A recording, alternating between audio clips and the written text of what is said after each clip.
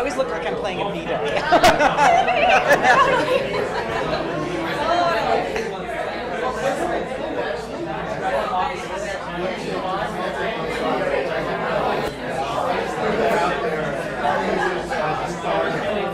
And how do you know Dirk? My husband and I were sitting in a bar one night on the side.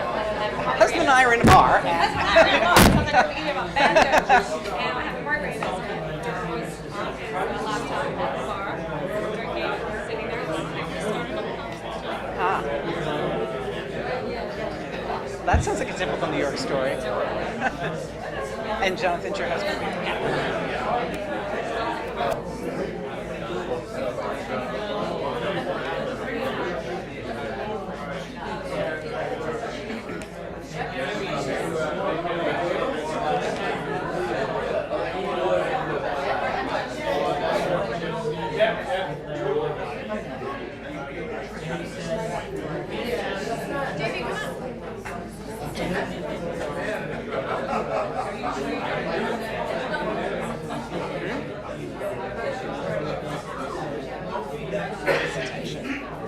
His attention.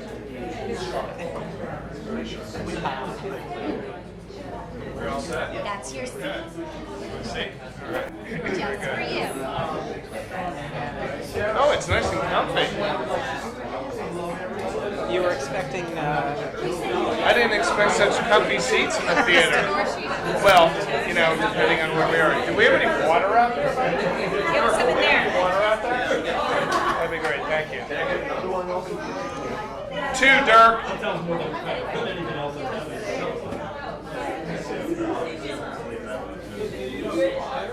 I'm sorry? I don't know where you went. I don't To want get to water. We made him go get water. Oh, did you really? Okay. We did. No, I went to get some water. Are we gonna need mics? Is that? Seriously, he plopped those in front of us. We're like, What's we that? could belt out some serious suburban tunes. Wow. Oh, it's like, what are we doing on in YouTube? a room this tiny. Are we gonna go viral? Well, you know what it is? It's AC. Do you guys have hidden cameras in here?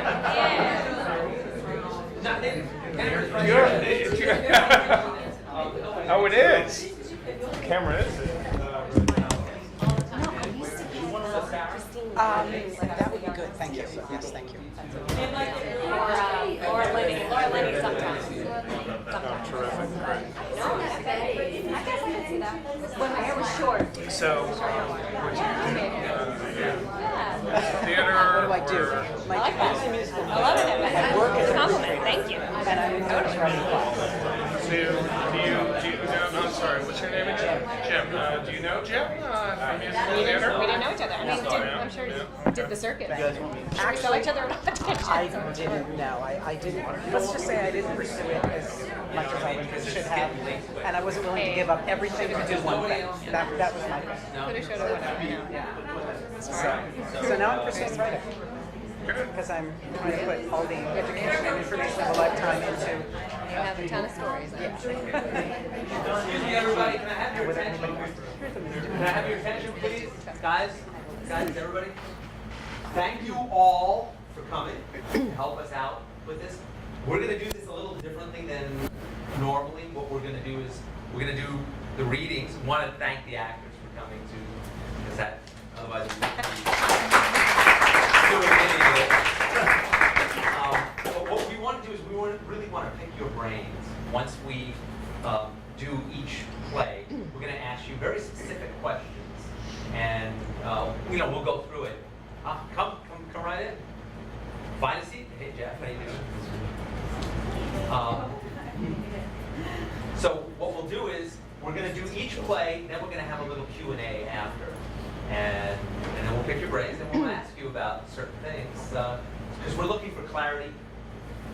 At least one of these is threatening to have a full production in the theater soon, and we also want to turn a lot of these into little films. So that's something we're working on. So there's nothing else to say, but why don't we? Let's introduce this. Oh, Jeff? Oh, okay. I'm sorry. Welcome, everybody. Thank you so much for joining us. Thank you, Dirk and Jean, for organizing this event. You're here at our lovely center, the International Center for positive change and hypnosis. We're both Dirk and Jean at one point in distant history for students. We teach courses in NLP, communication, presentation skills, hypnosis, which if you're into the theater and writing, you'll love. So we're so happy that you come to join us this evening and share the space with us. Enjoy the show. Well, I can, if I might, I studied communication, which I might add, I'm sorry, what's your name? Yes. Jess? Thank you for saying the correct, not communication. Not the plural. It's a big stickler with him. Communication. I didn't know there was a plural. Well done. So, Thank you wanna you. So the first play we're doing is called, Love in the Apocalypse. A dark apartment, boxes are stacked everywhere, a window lets in a parcel of light, a bed in the middle of the room is occupied. Francine, late 30s, enters and stumbles through the room, feeling for the boxes and tries to be as quiet as possible. She makes her way to the bed, puts down a backpack and takes off her blouse. She folds it and puts it down on a box. An alarm sounds. An arm from the bed reaches out to the top of a nearby box and turns it off. Francine leans over and caresses the arm. 3:56, baby. You don't have to be up for another hour.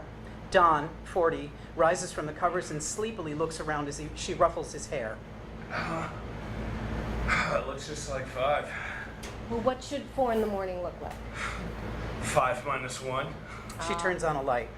I never argue, only augment. Augment. That's short of an R of argument. Being short can be a virtue. So can I be short with you? Don rises from the bed wearing boxers. Please, I really want to get some sleep. The movers get here at 8. Don punches on his phone. Smooth jazz plays out. Francine instantly smiles and sways to it. Don plays with the phone again and then shows Francine the live candle on the screen. He puts it down on the box so it can be seen. Romantic. What's this for? You know, for us to. Don does his best little sexy dance. What? Sex? Celebrate good times. Come on. She joins him briefly in the dance but breaks down into a laugh. She grabs him by the cheeks. Thank you, baby. That is so cute. She releases him, turns to a box, opens it, and begins to rummage. No, really. Last place. She tries to. Old time. He tries to dance into her field of vision. Don't think I'm not happy to see you feeling better. You've been so mopey lately. But, baby, we're moving to Washington Heights, not back to Cleveland. She points to a box. Look at you! You organized everything! Francine's makeup shit. She opens it and rummages. He dances up close behind. She pulls out a brush and brushes. I thought you would spend your day rewriting a script. Fuck writing. And then just jam everything in the end. I saved that for tonight. He gives her a hip thrust from behind. She stops brushing. He nuzzles her. You are a naughty boy. Sorry, but we both need sleep. She spins away and goes back to brushing. We christened this place 15 years ago. We need to do a dechristening of it. Well, very Christian of you. Well, I believe in a second coming. And a third, and a fourth, And a fifth. I got that too. Don pulls a fifth of scotch out of a box. A spirit to help us to get in the spirit? You are so spiritual. But right now we need to be practical. We'll be practical tomorrow. She puts the brush back and rummages. It is tomorrow. I ran a complete read-through, and don't let anyone tell you directing off Broadway isn't nerve-wracking, and then bartended a 12-hour shift. I now have 3 hours max to sleep before I go on our move marathon. He tries to nuzzle again. 2 hours of sleep. After you pop, the top beats 3 hours of tossing and turning. She pulls out a hair tie and uses it. You're planning on an hour. You have to be up in an hour. He rubs up against her. I'm up now, baby. Yeah, I can feel that. She spins out of his grip. You have what, 6 personal training clients in a row at 7? You need to be sharp. Don opens the scotch and takes a swig. Hey, that's sipping scotch. Not tonight. He extends the bottle to her, but she backs away. What's with you? Let's eat, drink, and be merry, for tomorrow we die. Again, it is tomorrow. He grabs her and gives her a big kiss. She gives in for a second and then struggles away. She smiles at him and licks her lips. That scotch does taste good. He holds the bottle out and advances on her. No, no, no, no, no, no, no. It's not gonna happen. Not going to happen. One sip. Just one sip. Come on, one dip. She holds him off. Charming, but no. A toast to us and our years here. Please. She reaches out for the bottle. Okay, one sip. She watches him as she takes a small sip, then pushes the bottle back at him. And no dip. He goes for a kiss. She spins away to a box. Francine's toiletries! You are really shocking me tonight, mister. She pulls out floss and starts to floss. Don massages her shoulders from behind. That feels so good. I just want to leave this place on a good note. We had good notes. We'll have even more in our new place. Oh yeah, right there. Oh yeah. Remember when we christened this place? We learned that the bed shouldn't go up against that wall. They might have been banging up against that wall for 30 minutes. But we were banging louder. He cups her breasts, but she grabs his hands. He tries the clasp on her bra, but she spins around and fends him off with the floss. Oh, jeez, gross. Remember all those nights we had breakthroughs on your scripts? Inspiration so thick we were high. She tosses the floss. She takes wipes out of a box, sits on the bed, and starts to wipe her face. He rubs her feet. Remember that night after you directed that rec piece?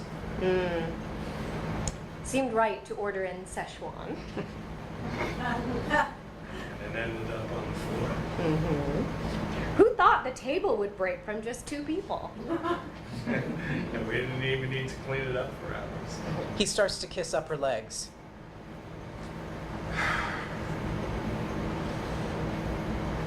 You're so beautiful, Francine.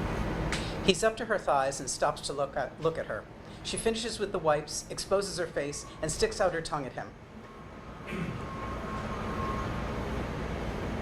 Natural beauty. Laughing, she stands up and looks at the boxes. Oh, behave. You haven't been like this in years. Remember our 10th anniversary? Oh, yeah. She drops her jeans. He comes up to her and caresses her face. Get champagne. $10 champagne. The good stuff. I read you all that poems that I had written to you. Their lips are close. Your eyes are like worlds. I only visit my dreams. His hands slide down to cup her butt just as they are about to kiss. In your dreams, big boy. She spins away and starts searching the boxes. Now, where are my ducky jammies? Oh, no ducky jammies. These boxes say Don's clothes. Wow, Francine's nightwear. Baby, if only your scripts were this together. She grabs the ducky jammies out. Love never happens when those ducky jammies are on. She slips on the bottoms. But they're so comfy to sleep in. She starts to put the top on, but Don grabs it. They get into a little slap fight struggle. She giggles, but then firmly pulls away. She pulls out a toothbrush out of a box. Don goes back to the bottle and takes a swig. Stop that. You have to get up in an hour. Francine Look. exits to the bathroom. I need you tonight. Tomorrow night, baby. I promise. No, I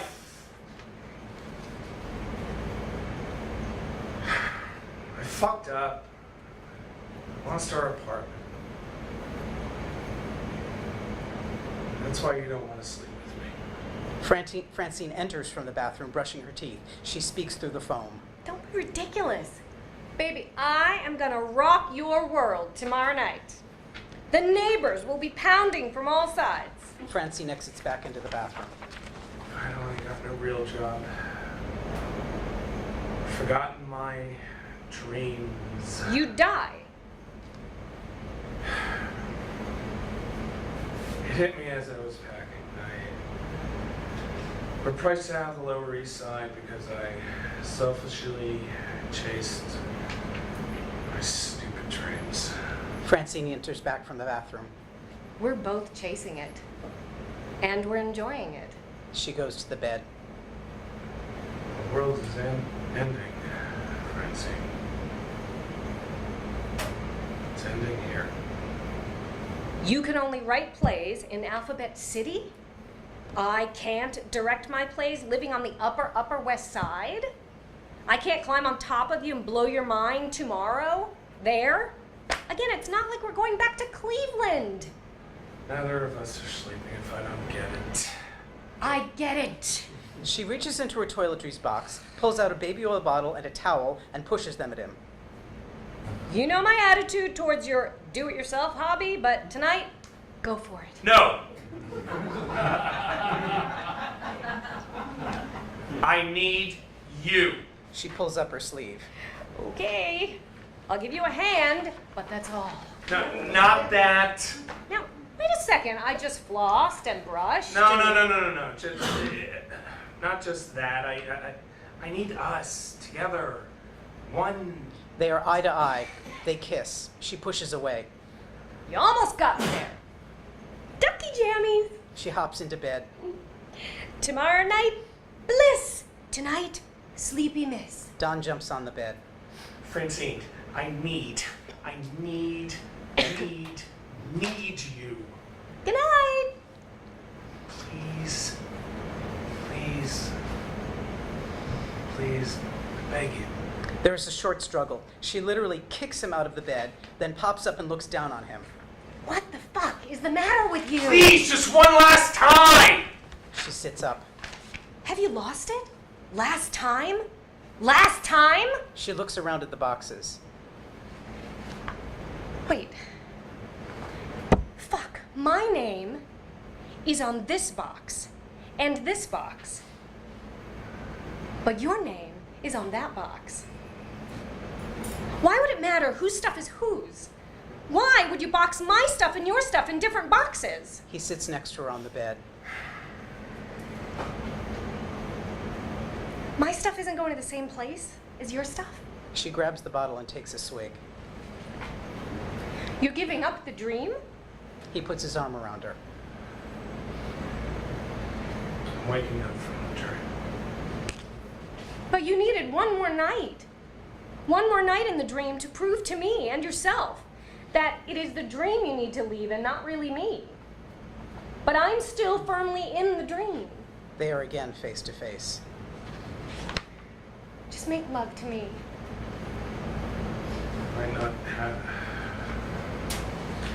It might not change what happens tomorrow, friends. It's okay. It is tomorrow. And tomorrow we die. They embrace, kiss, and fall back onto the bed. Lights out.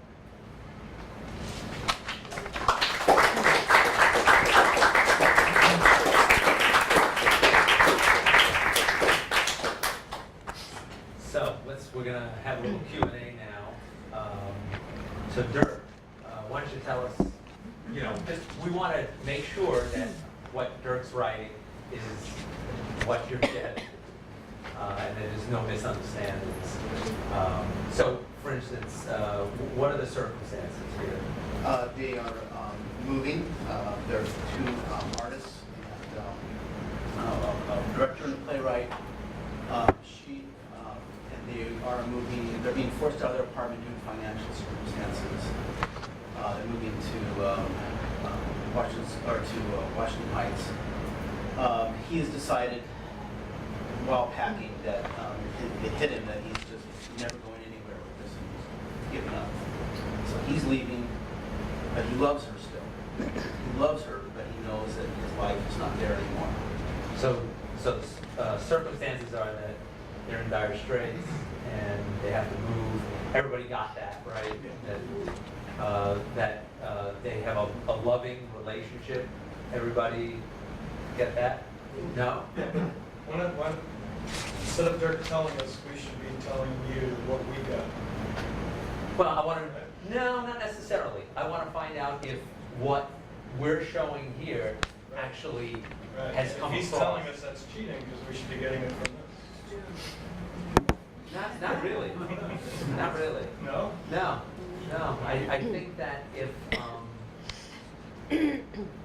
that's his intention, and if that's not Right, what but we you're need to be getting. getting it from the play, not from him telling us. He won't be able to stand up and tell us that if we're watching his play, right? So you're saying that if, in fact, what he tells you, and it doesn't add up with what you're hearing, how is that a problem? Or you're saying you're influenced by what he tells you? No, I'm saying that we should, if you want to find out what we're getting from the play, we should tell you what we got from the play, not from what he's telling us. So what did you think the circumstances were then?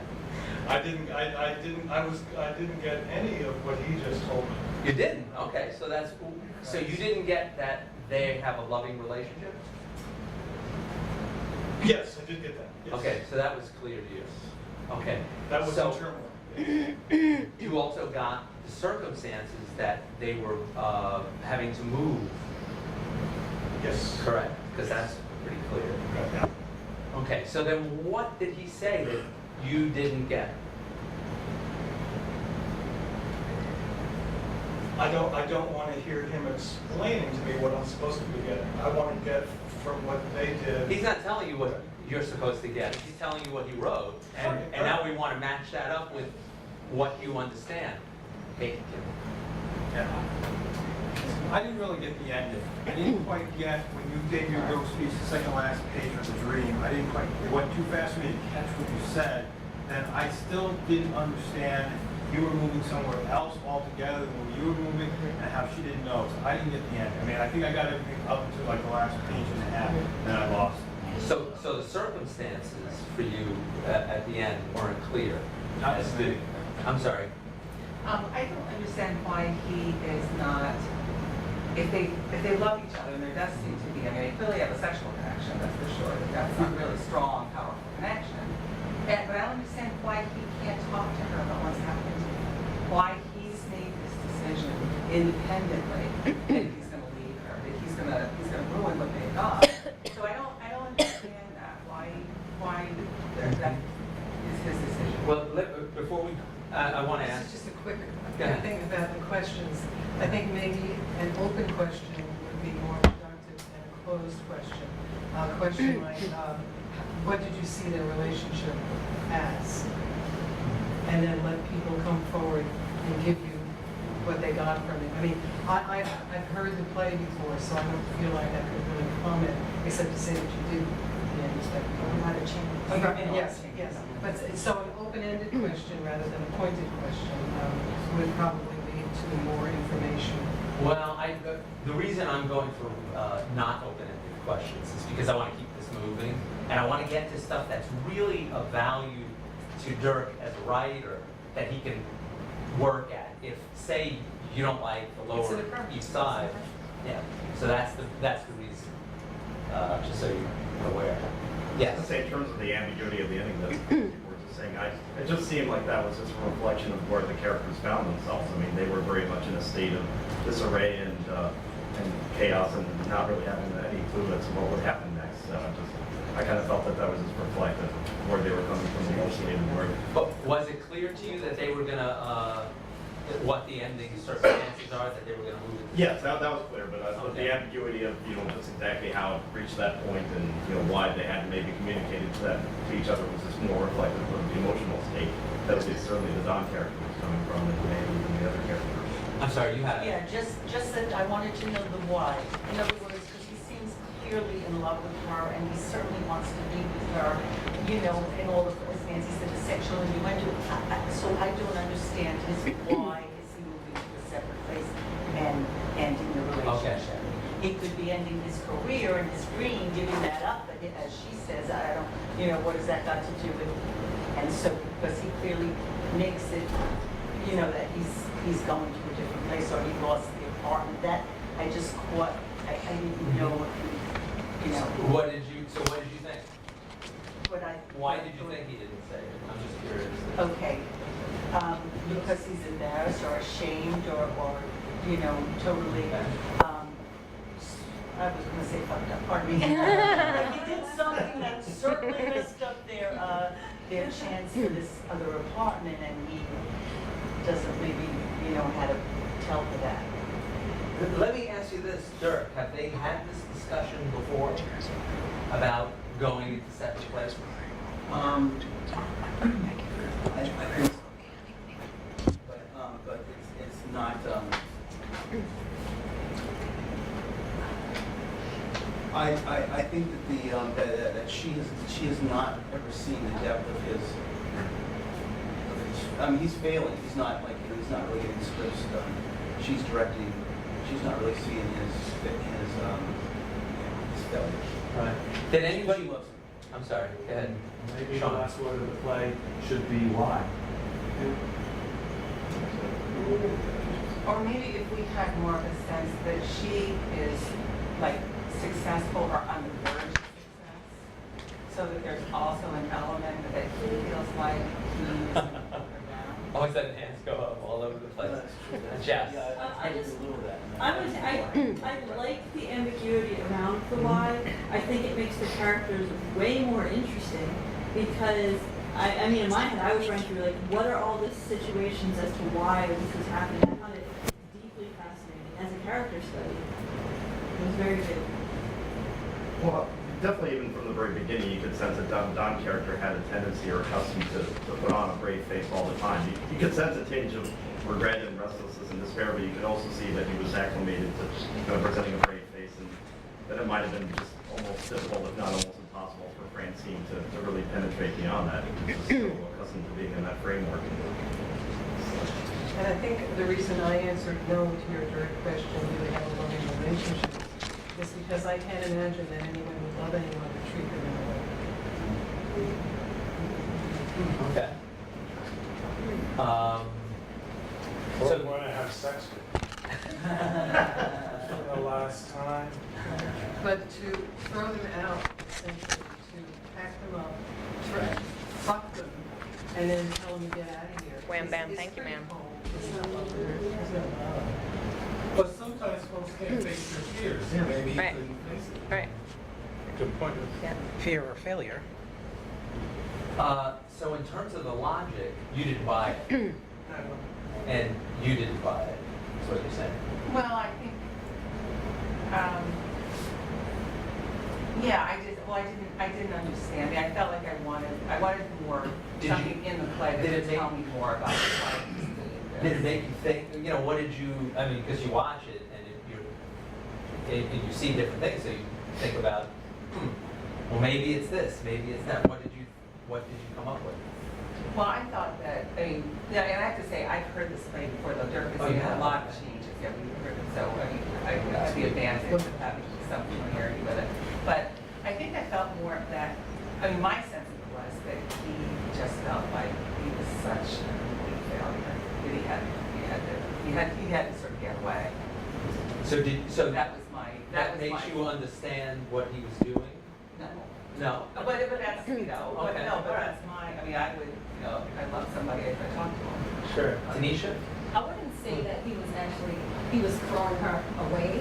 I definitely believe that there's a passion there and that their love is unshakable. But it seems as if he just wants to prepare himself, like get himself together and not focus on just her or the relationship. If he gets himself together first, then maybe in the future they could build on something. So I kind of, he didn't want to just bring her down. He doesn't, they don't match up at this point. And he has to work on himself first, and then Okay. maybe they can, at some point they can create a union. Sure. That's my job. Mark, I saw you shaking your head. Okay, all right. Desi? I don't think that I get the sense that he's throwing her out or throwing her away. And I think that the reason the audience would never be left with that impression is because she eventually learns the truth. When she learns the truth, she wants to make love with him. And she wants the same thing that he wants. And I think they are on the same page. And I don't think that there is any like rejection or anything, any casting off or kicking out. I think that once she knows full disclosure, she gets it and she's with him on the same page. Whatever happens, happens. She's going to go with it either way. How many people felt that sort of thing? Just raise your hand. Okay.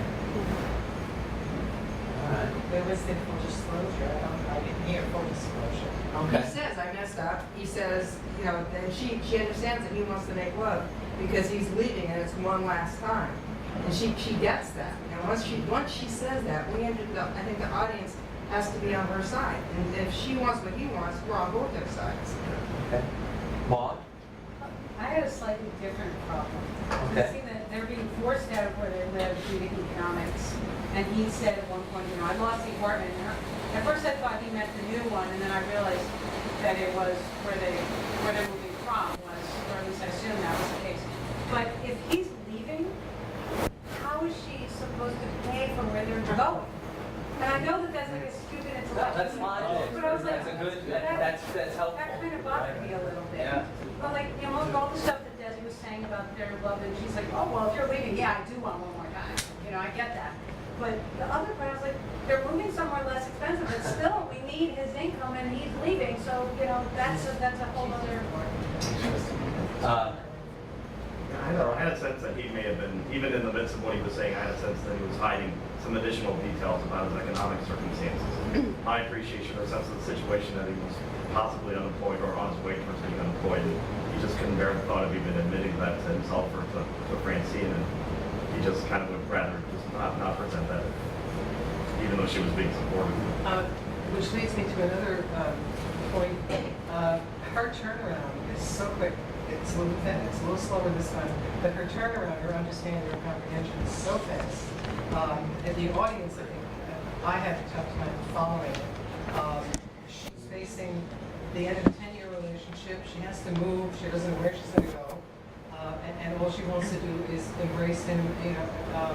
So that seemed a little.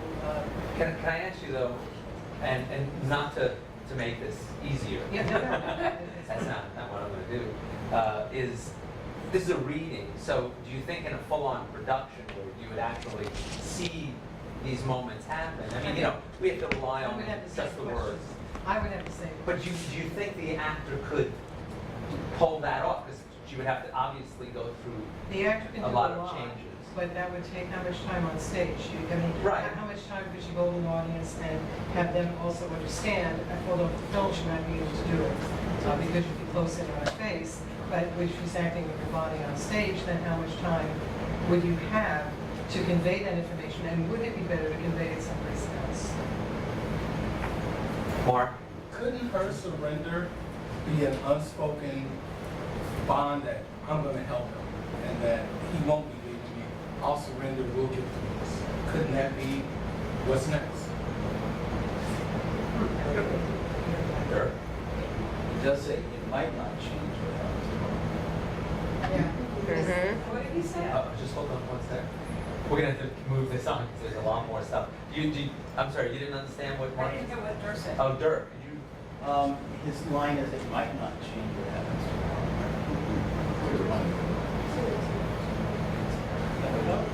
I think his whole thing is very sad because they're together for 10 years. They the same field of work, the artist, and she doesn't have a clue what he's going through. And he is like, everybody knows that he is on the verge of a nervous breakdown. It's not about sex, it's about like us, it is understated, and she's just flossing her teeth, she's pulling on pajamas. What is communication in this whole thing? Well, Very sad, very sad. Yes, yeah, they have an issue there. That's probably why they're breaking up after 10 years. I'm guessing, but. And she's just like, everything is cool, it's fine, don't worry about it. Doesn't she know the person that 10 years next to her, what he feels, that it's not just a regular morning for him, not the regular circumstances? You know, I think I'm a little confused. I'm not sure what time this starts. Is this in the morning? 3:56 in the morning. Okay, So just before 4 in the morning.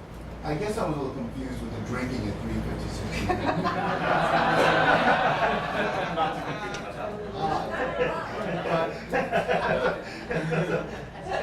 But, you know, she's a director, he's a playwright. Directors tend to be very controlling. where they actually try and create a vision. They have to bring a vision to life. I don't agree with that. You know, I don't know if the stakes seem high enough to her when he's leaving after 10 years of marriage. I don't know how she gets to, well, I'll have sex with you. That's going to save my... So you're saying that same, the turnaround that happened at the end didn't work for you at all? I don't believe that. Yeah, Wait, are they married? No. It doesn't sound like it. No, I think they're just living together, right? And it's actually been 15 years.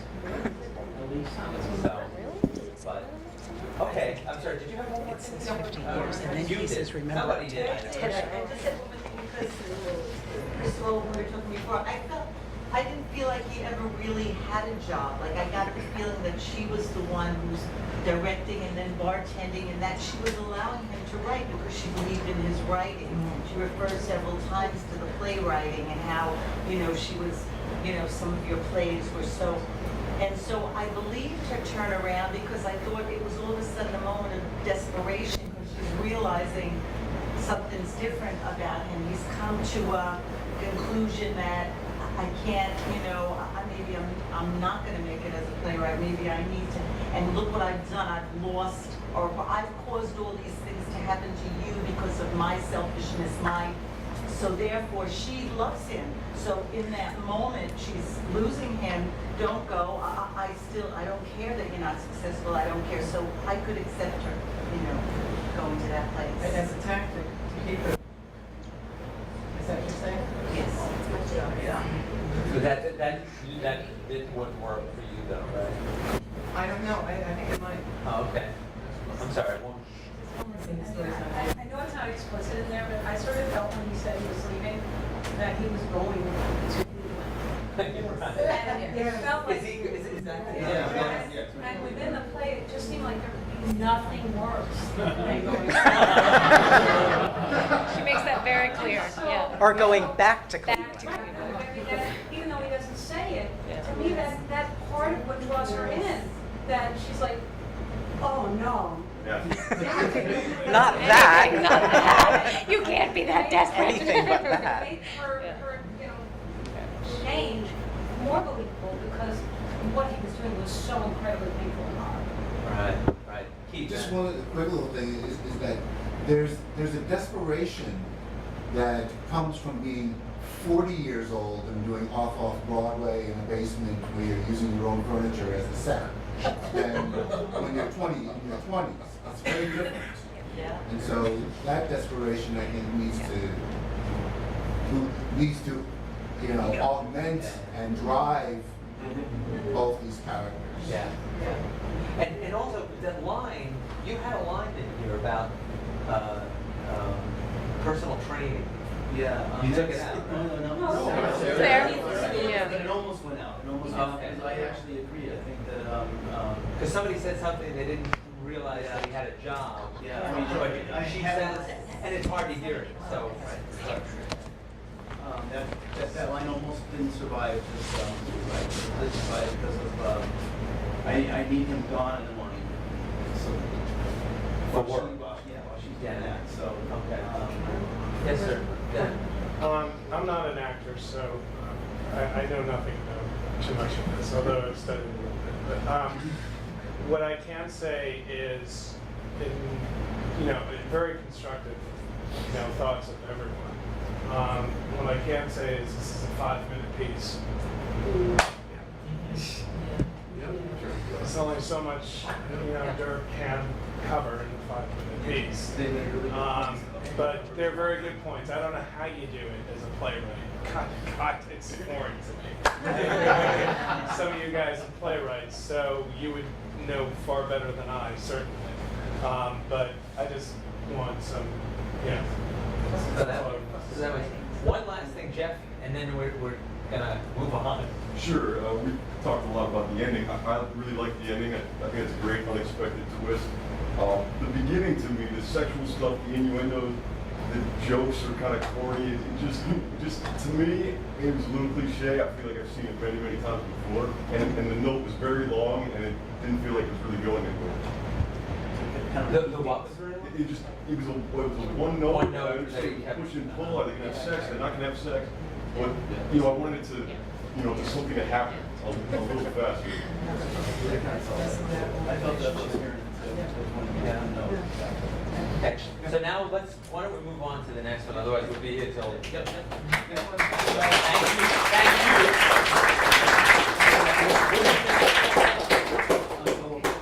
Gullible. Ah, gullible. Yes.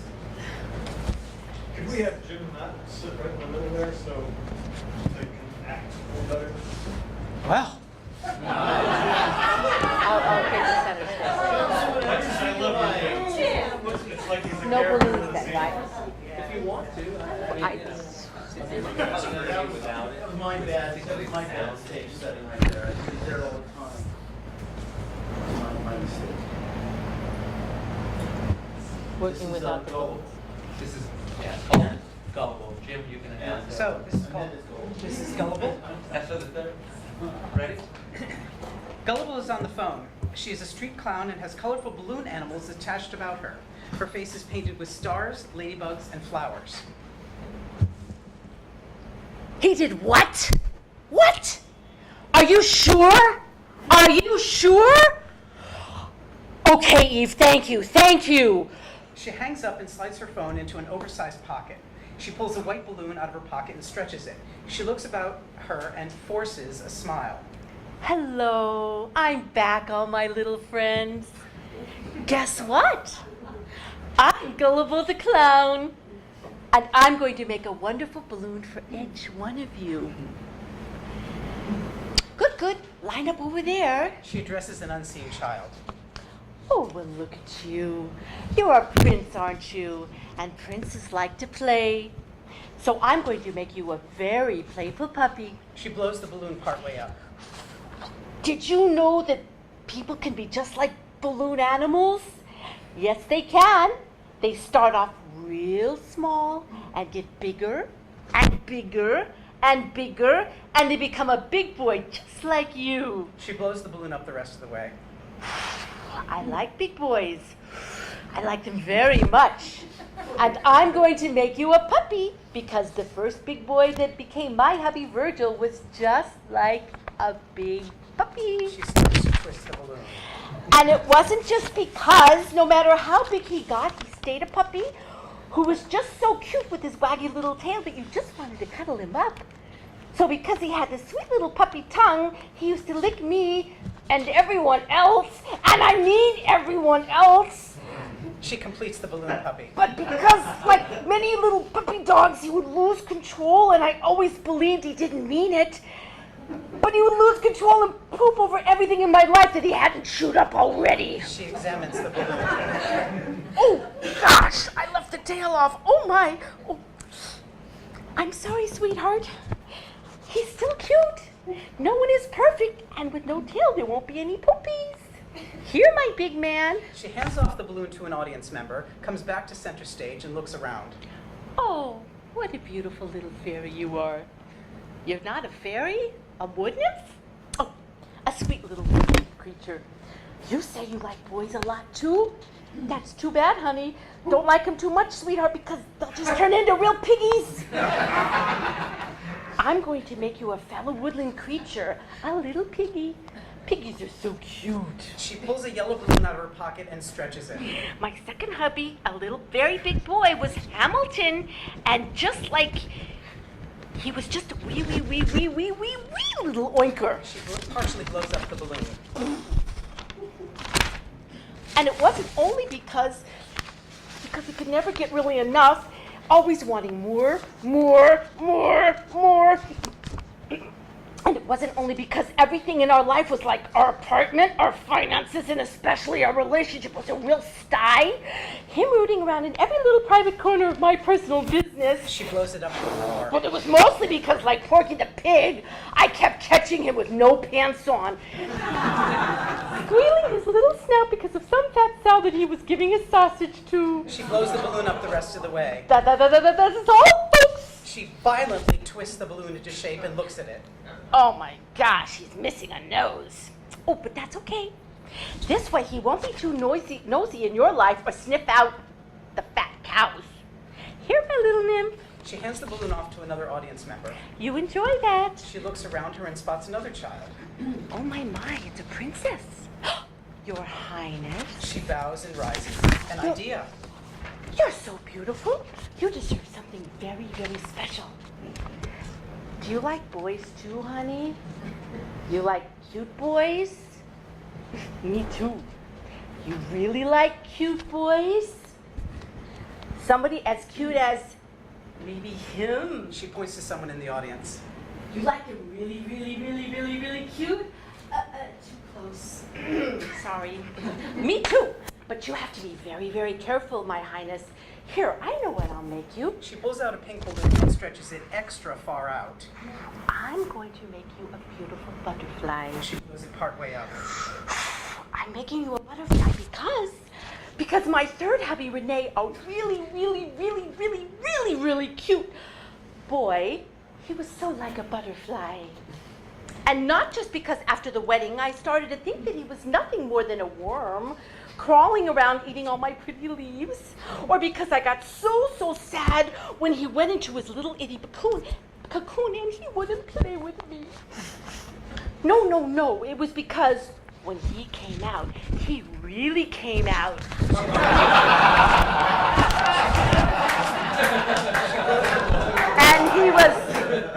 And he was flapping and floating all around. She begins to aggressively twist the balloon into shape. And I realized that he only liked the boy parts of the flower.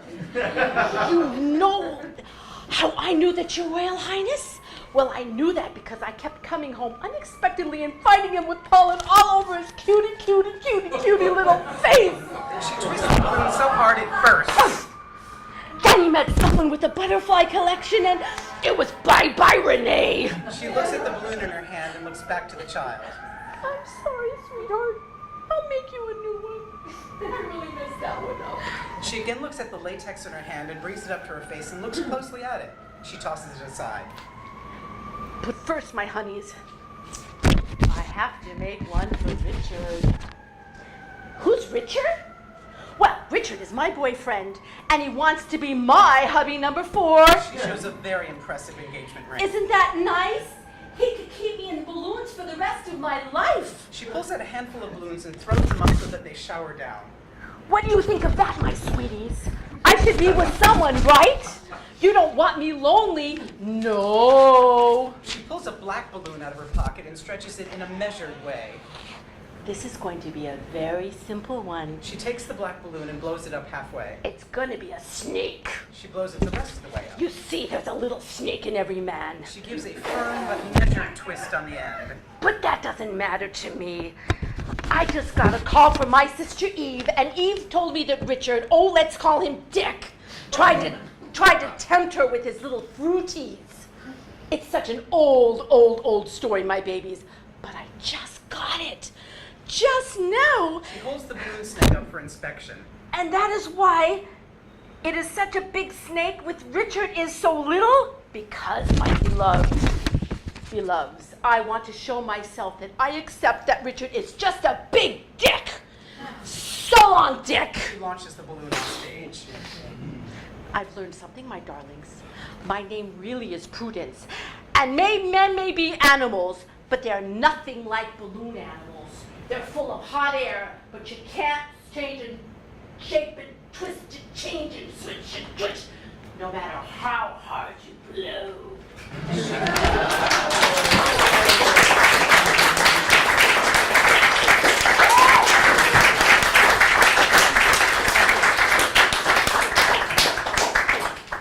So, and we're time is going quickly. Did Dirk write that too?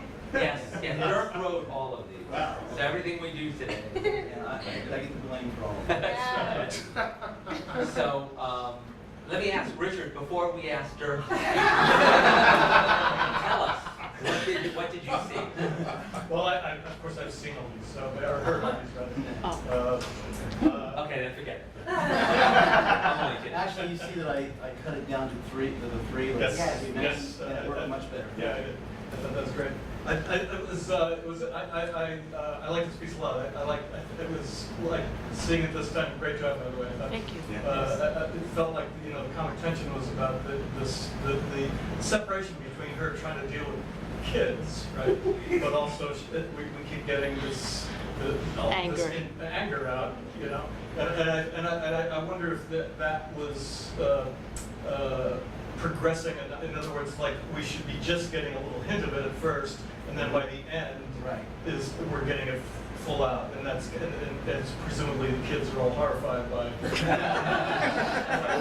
I just wondered about the progression of that. Or you can accent that. I would be too. The more guarded she is about revealing this anger at first, so that you have a nice contrast between the beginning and the end. Your phones?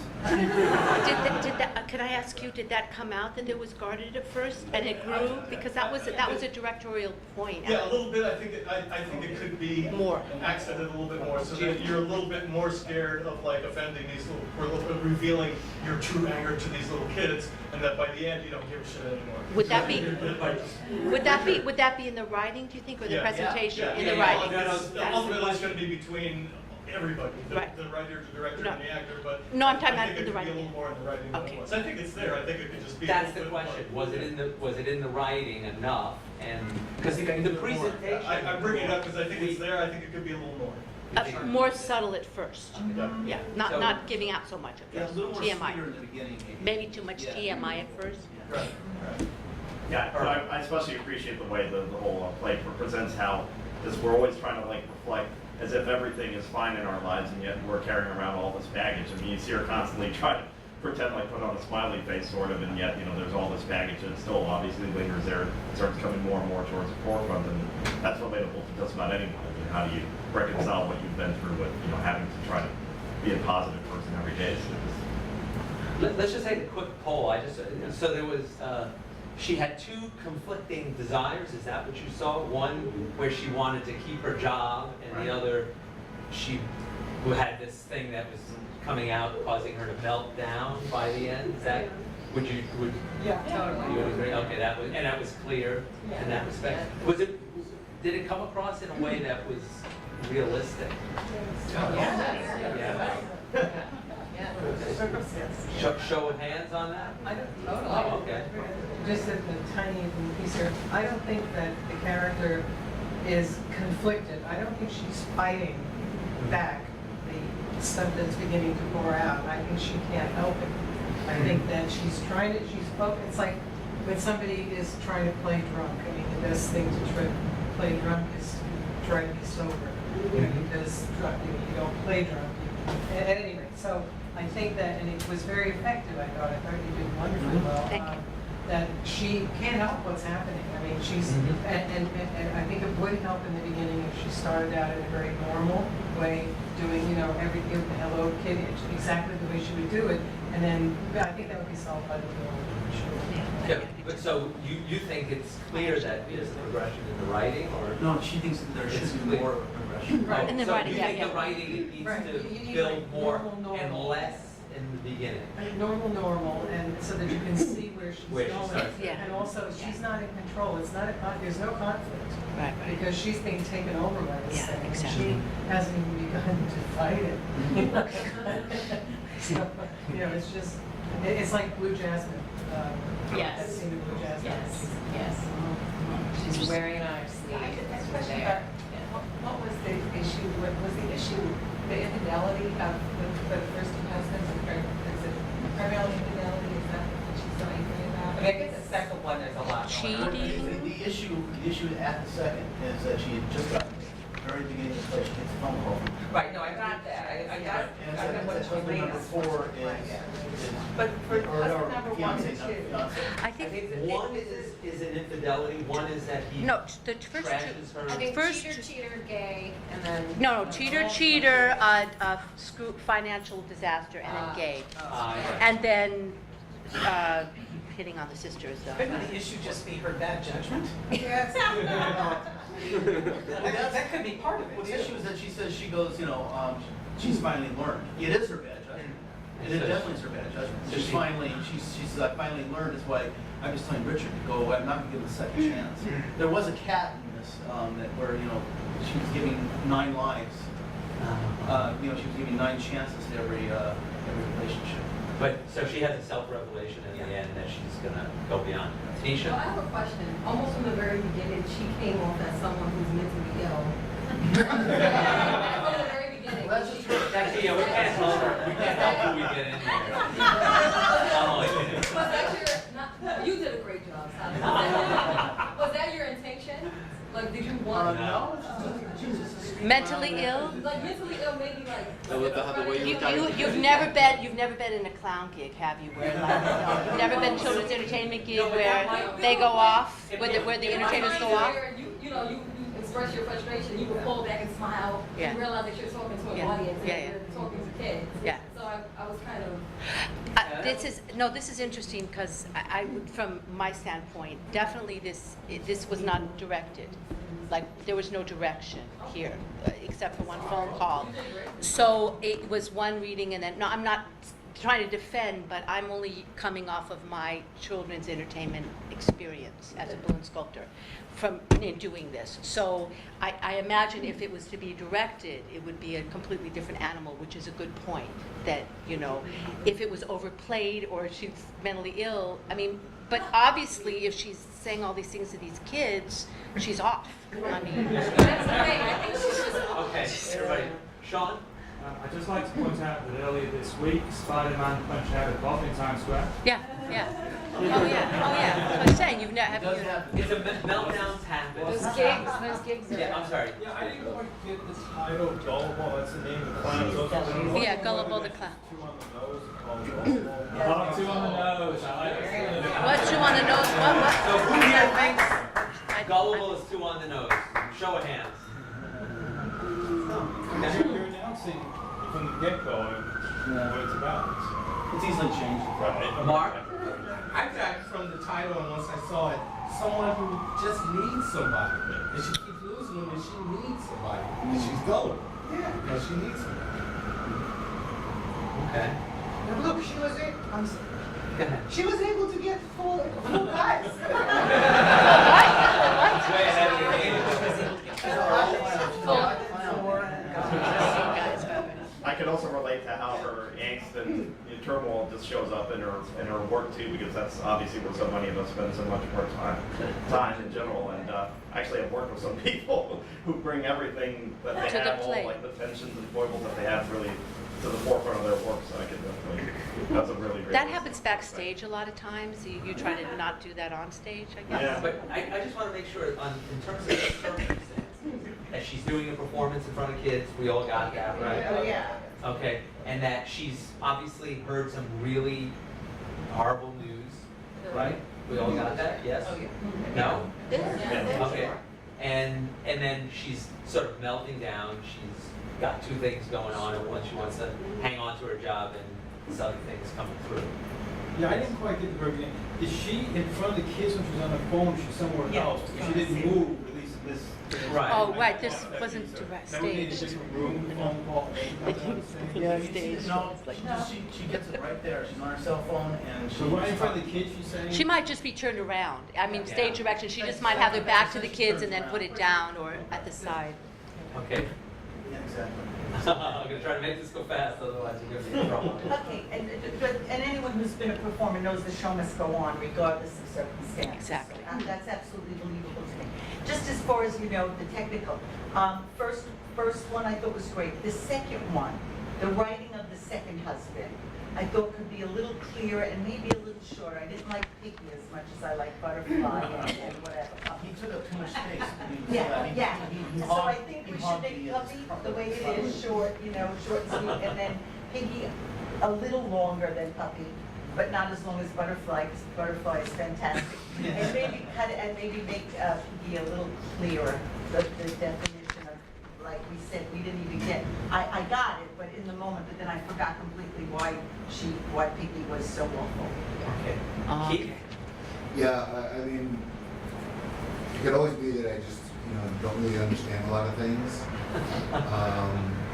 But I'm not really sure what it is that involves in terms of an event that propels her further along the line. I didn't get that she got a phone call in the middle of this. And no, in the beginning. Or at the Oh, beginning, okay, or yeah, anywhere yeah. at all. I didn't really get a phone call at all. But she's a professional. She's a professional clown. And so that's where she's got to start. And that's where she's got to start in entertaining these kids. And then it starts to unravel, but it's got to unravel slowly and in little bits, piece by piece. And something that happens earlier, or the next one has to lead to the next one. Yes. And that's what I'm missing, because I felt like it was the end at the beginning. Sure. I don't know whether it really went that far for me. So I wanted to know what's sending her continually down this spiral where she discovers that, oh my God, I'm really bad at picking men. So I mean, that's something that I think needs to drive the play a little bit more and drive her. And it will give her more opportunities for acting choices and directing choices. Interesting. Maud. Thinking about the name Gullible, that as I started thinking about it, I realized that she said ultimately that her real name was Prudence. And it occurred to me that maybe it should be the opposite. The play should be named Prudence, and at the end she could say my real name is Gullible. Because prudence means so much about being cautious and careful, and I think she kind of is that would a little more gullible than she is prudent. Her revelation. Interesting. I realize that I'm gullible. Anything else? I'd like to move on if we can. But if it's 20 years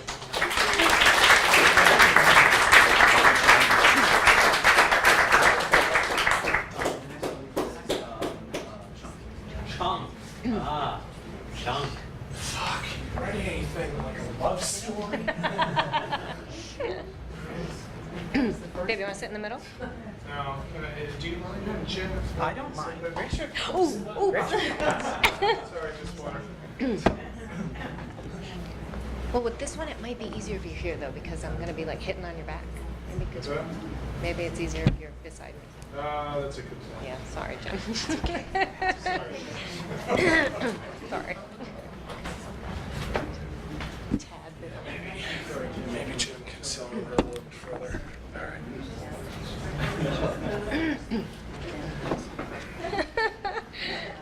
Love story like a corner. So this is Chunk.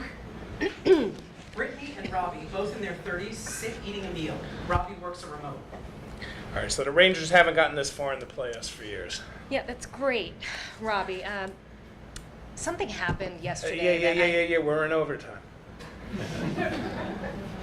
Robbie, you never listen to me. No. We got a power play coming up here. Robbie, this isn't working. No, it's just a cable. Sixth. Robbie, we have to talk. Robbie reaches up and grabs his throat.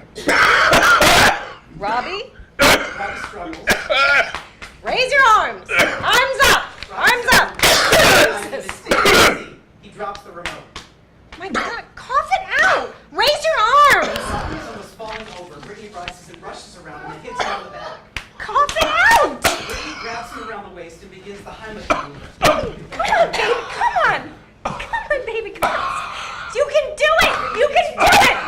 They both struggle together wildly and his movements Fight become it. stiff. Fight it. Fight it. Oh my God. Breathe. Breathe, you fucking idiot. Robbie pulls them and Brittany can't hold it but makes sure he lands on his back. Brittany clamps her mouth over his and tries blowing into his mouth. Brittany hits him on the chest. Breathe. Shit, I don't know how to do this. Brittany jumps up to a bowl and picks up a phone. Oh my God. Oh my God. She picks up another. Fuck.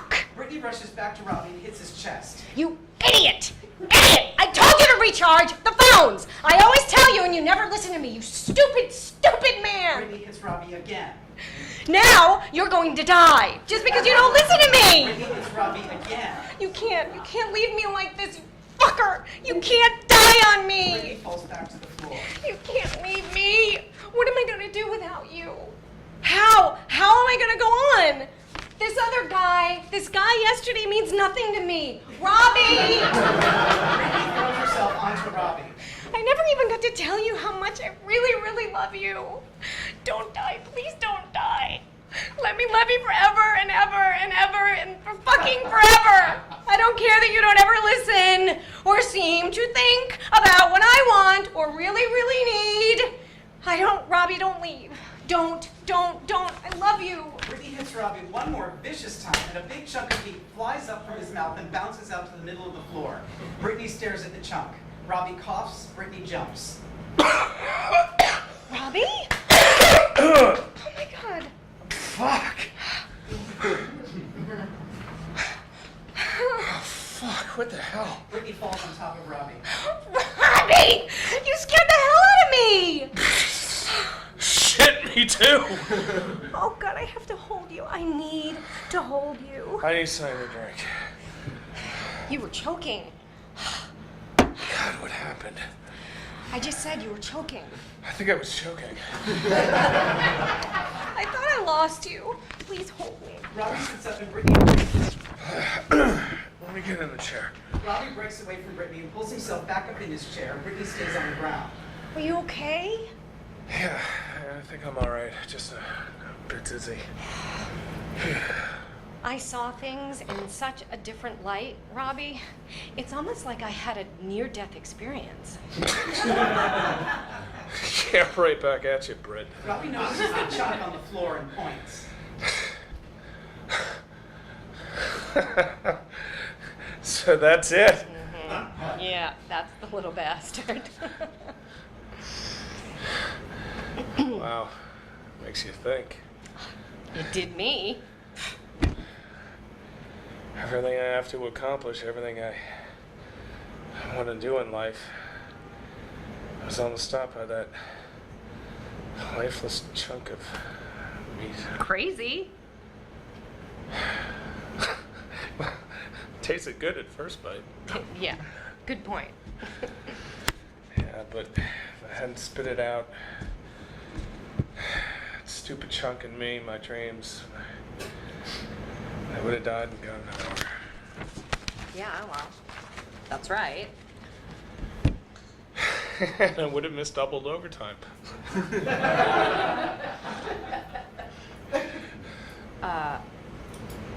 Robbie? Robbie picks up the remote and begins to work it. Listen, it's really crazy because I She rips the remote out of his hand. Listen to me. Robbie Listen. freezes. We really have to talk. Lights out.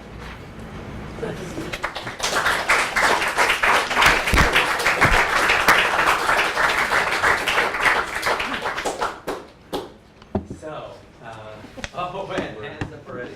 What were you gonna say, Jeff? I think it's a great setup. You're building it up to a great point, and then it's too much of what I expect. I have a suggestion. I think he should come out of almost dying and then break up with her. Ooh. I kept expecting him to say, "Who's that man?" Yeah. Maybe he did. I think he's passed out at that time, isn't he? Yeah. And I almost thought that it would be the end of the first play. That it would really work as a catalyst at the end of the first play, because it answers all the questions that were in the first one. Or maybe it should appear. You got the order wrong. Now I get it. You're talking about love. Yeah, apocalypse. Right. Yep. And you're saying that this is. You know, that if this happened at the end, in the last part of that, Right. it would give her a chance to say what she needs to say. Would give them a chance to either repair the relationship or what. And, you know, at any rate, but that's how I am, I'm mental. Now my question is, everything in this circumstantially is clear, right? You get all that. You get what she's trying to do and what happened. Okay, I'm sorry. You were going to speak? Well, the sequence of choking, he needs to stop coughing before he passes out, because so long as you can cough, you can breathe. Yeah. Logic. So I didn't actually believe he that. actually had a cough there. Mark? After hearing these three plays, I want to know about your personal relationship. It just went through divorce, obviously. I think you are hearing it. I have just a quick question on the line at the end. What does he say? I almost would have missed the double overtime. Yeah. Okay. I got it. Also, if you're not an actor, you did one of the best chokings I've ever seen. Wonderful. Thank you. Is there something that wasn't clear in this? Rock. Was she in fact breaking up with him, or did she just want to talk? I think she wanted to break up with him. Is That was my intention. She was coming in to do that. That was, yeah, that was clear. She was coming in to break up with him. Kind of soft millionaire. In fact, I thought that, I didn't realize she wanted to break up with him until she said the other man. And then once he started to die, I thought she changed her mind. Yeah, Yeah. that's how I That's what yeah. happened, right? Yeah. She's hard to change her mind. Yeah. Yeah. She looks like a chunk of meat. Yeah.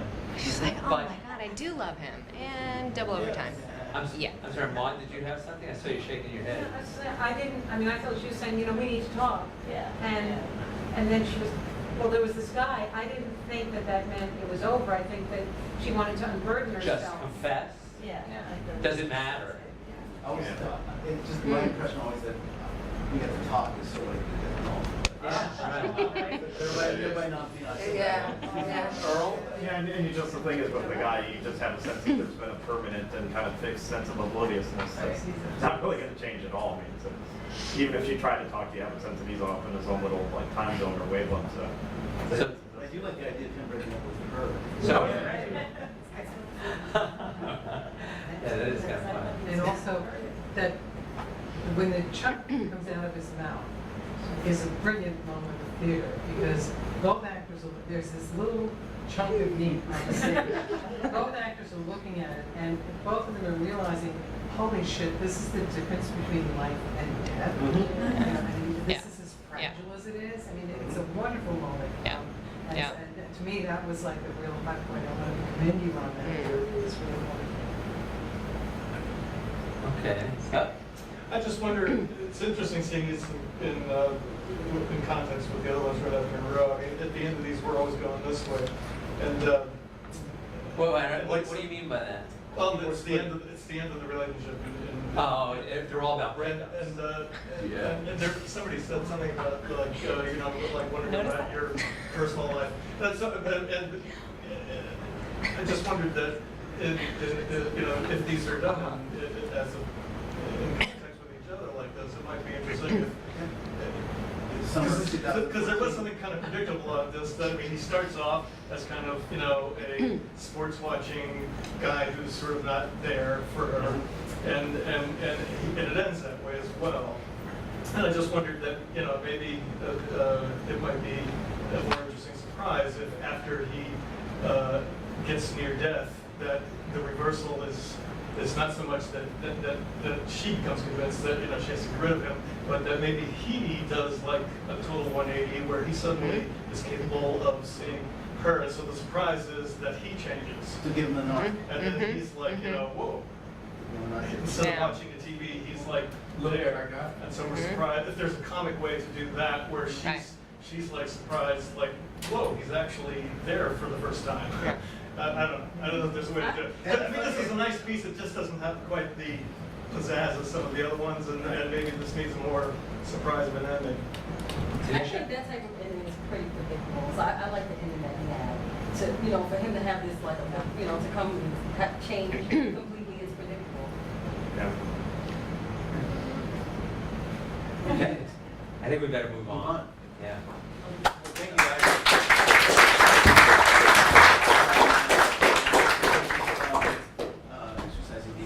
Exercising demons. You got it right.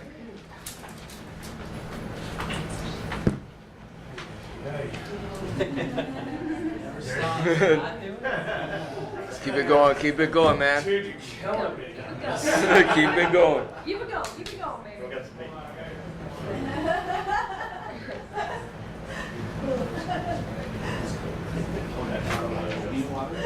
Yeah. Afterwards. He's going non-stop, so. All right. So this is exercising demons. Is that exercise or exorcise? What's written I is like you right now. exercise. Justin, 40 and fit, and Robbie, 40 and a bit flabby. Both wear t-shirts and shorts. They're doing squat thrusts. Robbie is struggling and huffing and puffing. There's exercise equipment all around them. Come on, 3 more. 1, 2, 3. Robbie barely completes it and collapses to the floor. Up, kettlebell swings. Justin grabs a kettlebell. Robbie fights to get up and grabs a smaller kettlebell. Just slow down. Not that little one, pussy. In cross training, you always have the ante. Yeah, well, up yours. Stop bitching. I'm calling the shots in this part of our workout. Let's go for 60 seconds. Holding it with both hands, Justin swings his kettlebell up from between his legs and repeats the motion. Robbie catches up and tries to join in the rhythm. You're awfully quiet tonight. Winded. More so than usual. Tough thing I have to do tonight. What's up, buddy? I'm having an affair. An affair? You? Are you serious? Is it 60 seconds yet? 30 more. What you gotta do tonight? Break it off? Telling Melissa. Whoa, stop. Oh, my God. No, 15 more seconds. Come on. Come on. Jesus, shit! I'm saying you can't tell Melissa. Not till you break it off. I'm not. And then advisably, not even after that. I mean, I'm not. Okay. Breaking it off. Okay, stop. They both put down the kettlebells. Are you crazy? I'm in love. Same thing. Jump rope. 60 seconds. Justin scoops up a couple of jump ropes and tosses one to Robbie. They start jumping. Robbie misses a few times. I want to marry her. Yep. Certifiably insane. Look, you idiot. And I'm saying this as your friend. You can't marry someone you're in love with. It's just not done. I don't love Melissa anymore. That's why you're perfect for each other. No one taking advantage. Take me for example. Lon and I have a perfect marriage. Misunderstanding that we're perfectly happy with. Marriage is a mistake that you should always make with your eyes wide open. Not blinded by love. Marriage is... A perfect arrangement for humans, and we weren't so... I'm in love! Mad cow disease has struck. And what about this cow you're mad for? Is she utterly in love? She's never been in love before. That's sad. Huh. She loves me. And that's tragic. You can always spot a woman in love with a nice guy. They look so completely bored. Oh, fuck you. Okay, 10 push-ups. They both drop the jump ropes and hit the floor for push-ups. Justin says one word for each rep. And that is why you can't tell Melissa anything. Sit-ups, 10, go! They flip over and do sit-ups, Robbie gasping out a word at the top of each rep. That is why I have to tell her everything. Flip over for plank, 60 seconds. Justin flips over and gets in plank position on his toes and elbows. Robbie resembles a turtle trying to get off his back until he reaches the position which he has a hard time holding. Robbie, I've been your best friend for years, and your lawyer for almost as long. Trust me in this. You can't tell her. I have an obligation to tell Melissa the truth. You're such an infant. When you find that one very special person, you have an obligation to lie to them and annoy them. You can't tell her she's fat. You can't tell her so-and-so is hot. And you also can't put the seat down on the toilet no matter how many times she reminds you. Be a man. I can't do this. It's only 50 more seconds. I mean, keep it a secret! Everything is a secret. She knows nothing of what you think or feel. Battle ropes for 30 seconds. Justin jumps up and grabs one of the battle ropes. Robbie struggles and gets a rope, and they begin. But I say keep it a secret as your lawyer. You are not a divorce lawyer. But Lana is. They call her Lana the Piranha. Her clients set her on their faithless spouses, and she devours every single red cent, no matter where it's squirrel away. She's merciless and relentless. You got a demon anywhere? She exercises that fucker. Do you want that to happen to you? Is that rough, huh? You have no idea. Just pray she gets no one as vicious as Lana, although I doubt anyone could be. And be grateful. Fall down on your knees. Make a sacrifice of thanks to the gods above that I will never let Lana represent Melissa. You ever see a wildebeest fall in a river with a piranha? Picked clean to the bone. That's what Lana and her team does.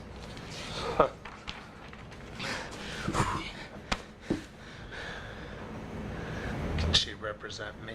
What? No, you don't want that. Okay, squash with kettlebells for 30 for 30. He hops up and grabs a kettlebell. Robbie is really hurting, but somehow gets there. They start. Why not? Represent you? She's a friend. Too close. You represent me. That's business. Why make it contagious? I say, don't tell her. But I want Lana to represent. As your best friend, no. A little short of breath. I'm fine. Just ask her for a divorce. Keep it amicable. So, there's no digging around. No demons exercised. What? Contagious. Only lawyers get rich. Hey, I want to keep it contentious. You don't. I do. She was cheating on me first. Robbie drops the kettlebell and staggers.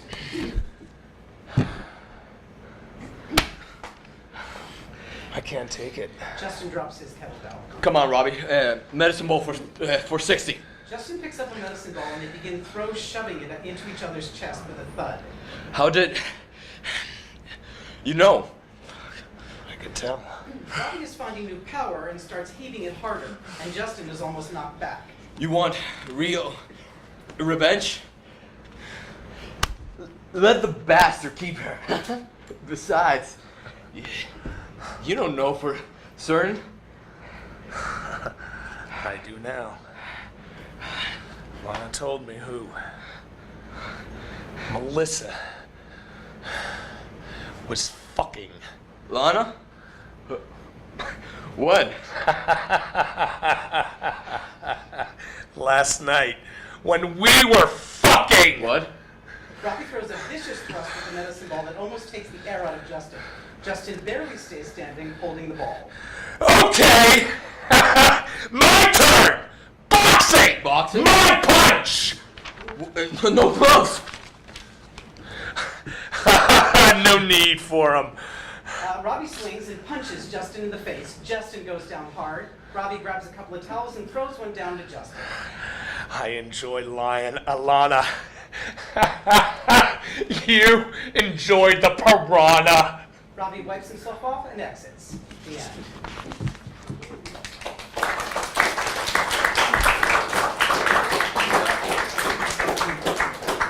So let me ask you right off the bat, what was not clear in that? Who was cheating? Who was cheating? Okay. Who was? Yeah, right. They both cheated, right? No, the huffing makes it difficult. Yeah, to understand. So we had some clarity issues, couldn't hear what was going on. Can we get some air on in between? Is this, will this I mean, it might be a problem. Well, We can speak up. Sorry, my projection wasn't there. I apologize I was just also. trying to. So you're saying if the air was on, I wouldn't hear some of the lines because they were kind of thrown away. That was something I got from him, was that he was loving the store a little bit too much with all that energy coming at me in the beginning. So I lost the progression that I think would have come out of his nervousness being displayed slowly. What did you think was going on? I got it toward the end.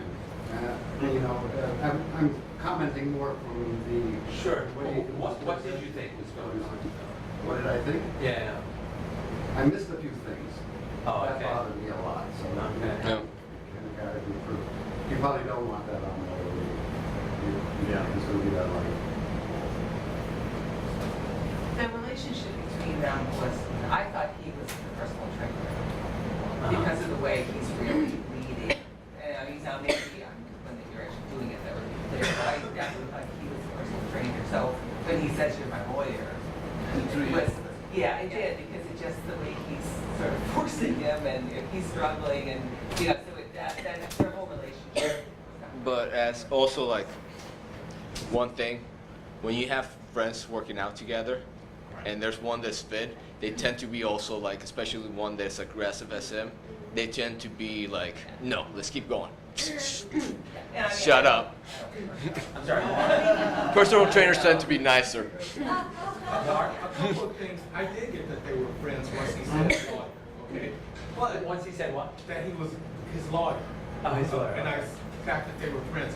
I really loved the arc of how he got stronger. Even though I didn't know what happened, you could see that arc of him getting stronger and him getting the advantage over his woman. Yeah, and also technically, you both did a really great job of conveying this. I remember when we read it, it was hard to read in a way. But also, it's unrelentingly one note when each and every word is hit with the same kind of energy. So maybe the rhythm of the speech has got to be a little chunk here, and then boom, boom, boom, boom, another chunk here, boom, boom, boom, boom. Because it occurred to me that it was hard for you. You did a really great job doing it. It was hard for the actors to do. It was also hard for me to sort out where I was at in this. So maybe I was. The other thing is, so they're both cheating. Everybody was clear on that, right? Okay, it wasn't just They're both cheating on their... on each other. You didn't. I kind of just, I got the beginning that something was going on. There was some relationship that he wanted to tell someone. And then all of a sudden it got all garbled. And then I didn't know how we got to Alana. And I was like, where did she come from?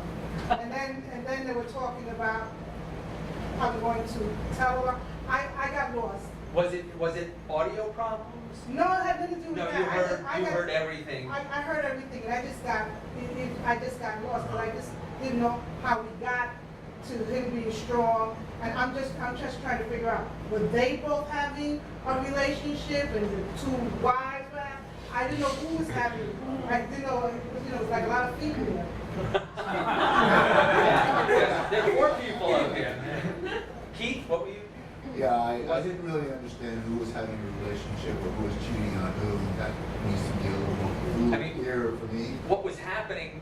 Just so you know, and just to see how far off. His friend Justin is having an affair with his wife, and then of course he's having an affair with Justin's wife, and that comes out, of course. So I didn't really get that at all. I got that. He seemed to be a trainer and a lawyer, but I didn't really get that he was a friend. And in the course of a training session, there needs to be designated rest area, designated rest where the body can rest. And I'm not sure that was clear for me, like when that was. It just seemed to be one long session that evolved and continued on, so that would be a good opportunity for, I don't know, something, but there needs to be a change of pace. And you felt that was in the writing?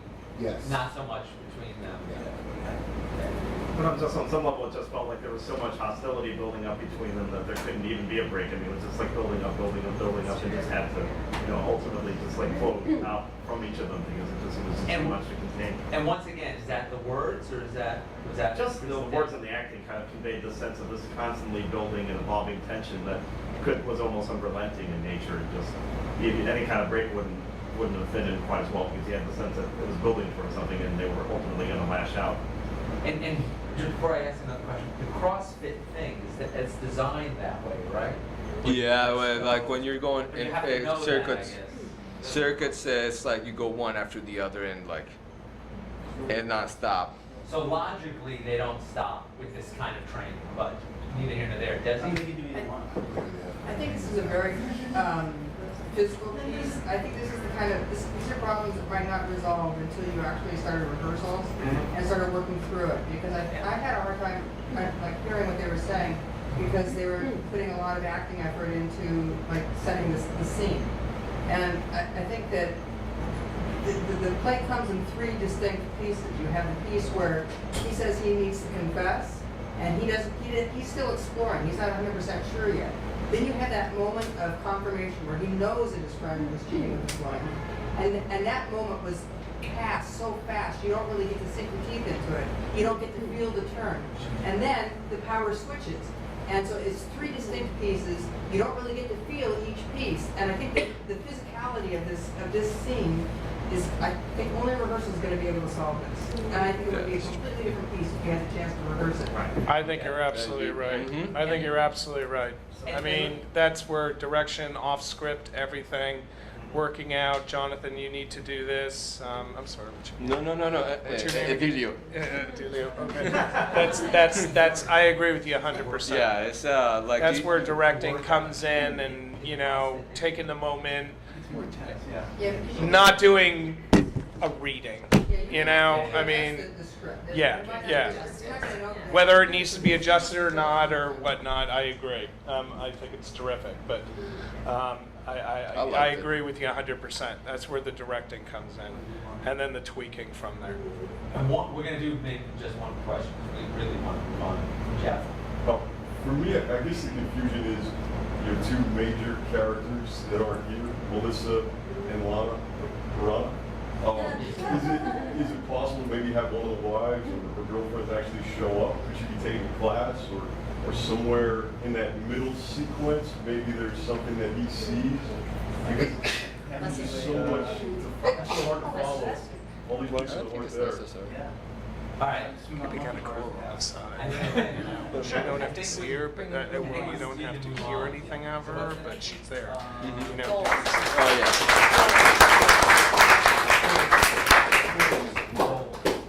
Goals. Okay. Goals.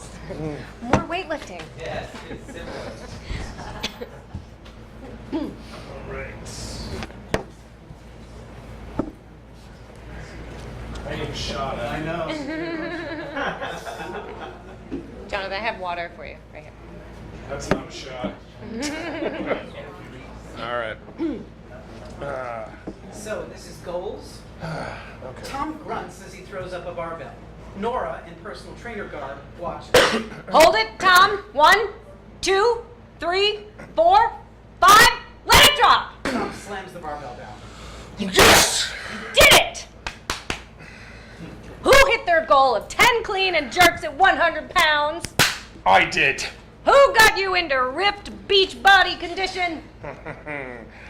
You did. Who's going to Barbados Saturday for the best honeymoon ever? Me and Daphne! Hooray! Oh, I'm so stoked. Look at this. Tom throws a few awkward bodybuilding poses. Impressive. Tom throws a few more poses. And this. Yeah. All right. Save some for the beach, big guy. All right. Time to stretch. Tom lies down and Nora grabs his leg and begins to stretch him out. Told you I could get you there. 3 times a week for 3 months. You put in the work, you get the results. Man, I didn't have to starve myself. Well, you fire up your metabolism and you don't have to worry about what you eat. No shit. Oh, I was worried when you took me back after you work out to that juice bar. Well, you have to fuel up, refrain, and your metabolism will fall. I appreciate your expertise. The way you lectured me all those lunches we had, and you made me feel like an expert. Well, you're an excellent student. Pacing with me. When I can reserve. I ran the reservoir. I'm sorry. And pacing with me, and I ran the reservoir. Huge. Well, you're my client. I just happened to be there at the same times, so why not? Yes, it's hard to believe that it was our. Well, it's going to be our last session. Well, hard to believe. Next time I see you, you'll be a married man. Stretching brings them face to face, over and over. Crazy, huh? And that would take one more session, but Well, we just booked don't- it to end here. You know, you got to where you want to go. Yeah, I know. You moved to that Brooklyn gym a couple of months ago. Yeah, it's been totally out of my way, but you know, I agreed to the sessions. Another trainer might have handed you off to someone else. No, you're not another trainer, Nora. God, no. Commitment is my middle name. Besides, a buck is a buck. And you're worth every buck. Well, it's been a pleasure training someone who's motivated. Daphne has her misgivings. Understandable. But now she knows a woman can train a man to good effect. Good. You've trained me to Olympic effect. Tom flexes his biceps while on his back. Okay, Mr. Gold Medal, roll over. Tom rolls. Nora begins to massage his back. Oh, I'm gonna come back a little bit fatter. Well, 2 weeks of fun in the sun will be good for you. Still, ooh, this will be my pinnacle. Doesn't have to be. Well, it could. Well, I could. Maybe take some sessions when I get back? Well, once in a while would be a good thing for you. I would have to find someone good. Yeah. I mean, with you being in Brooklyn and all. Well, I'd be in the city from time to time. Well, it'd be a shame to slide all the way back. I finally stuck with something. Once a month would keep you in check.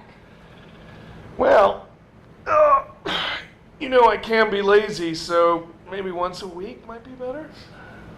Roll over. Tom rolls over on his back. Raise your hands.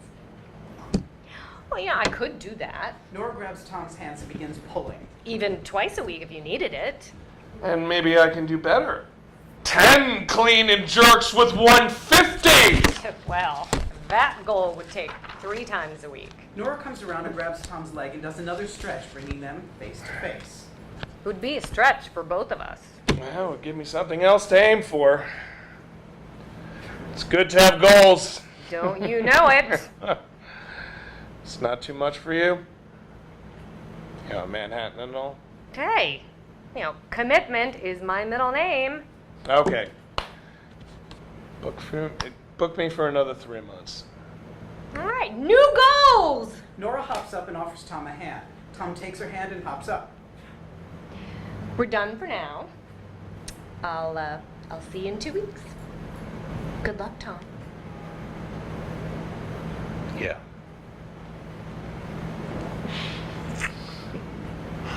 I hope this one lasts longer.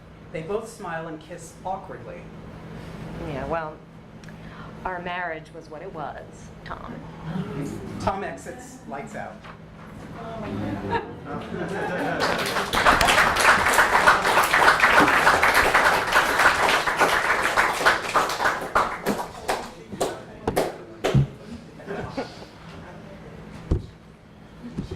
You guys had to Uh-oh. You guys had to work. This wasn't awkward. You guys had better work. Tanisha calls it was too good. I want to know how she called you.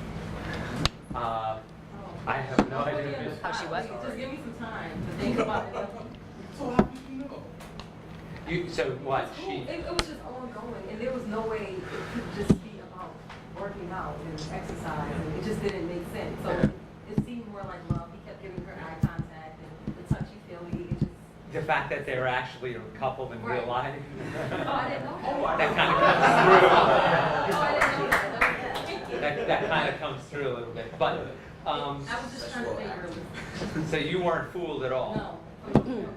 But The Jerry Springer boot, you know? Yeah.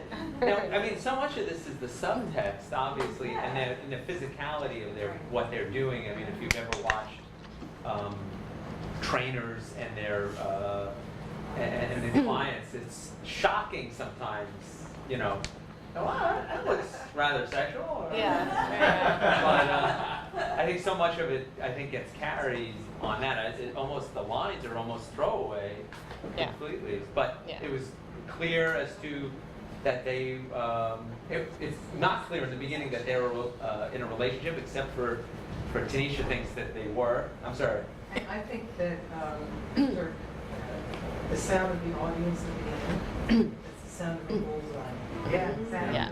I mean, you did it. Yeah. You know, it worked, you did it, and that's what it sounds like. Right. That's great. Congratulations, it was wonderful. You were great. So we should actually move on.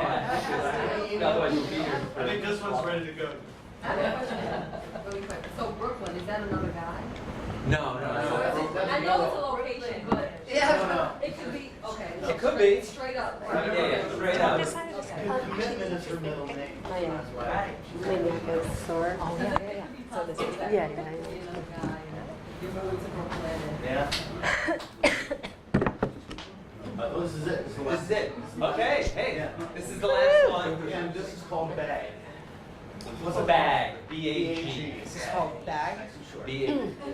So Heather, 30s and attractive, stands in a small apartment living room holding a bag. Waiting, she begins to swing the bag. She starts humming cheek to cheek.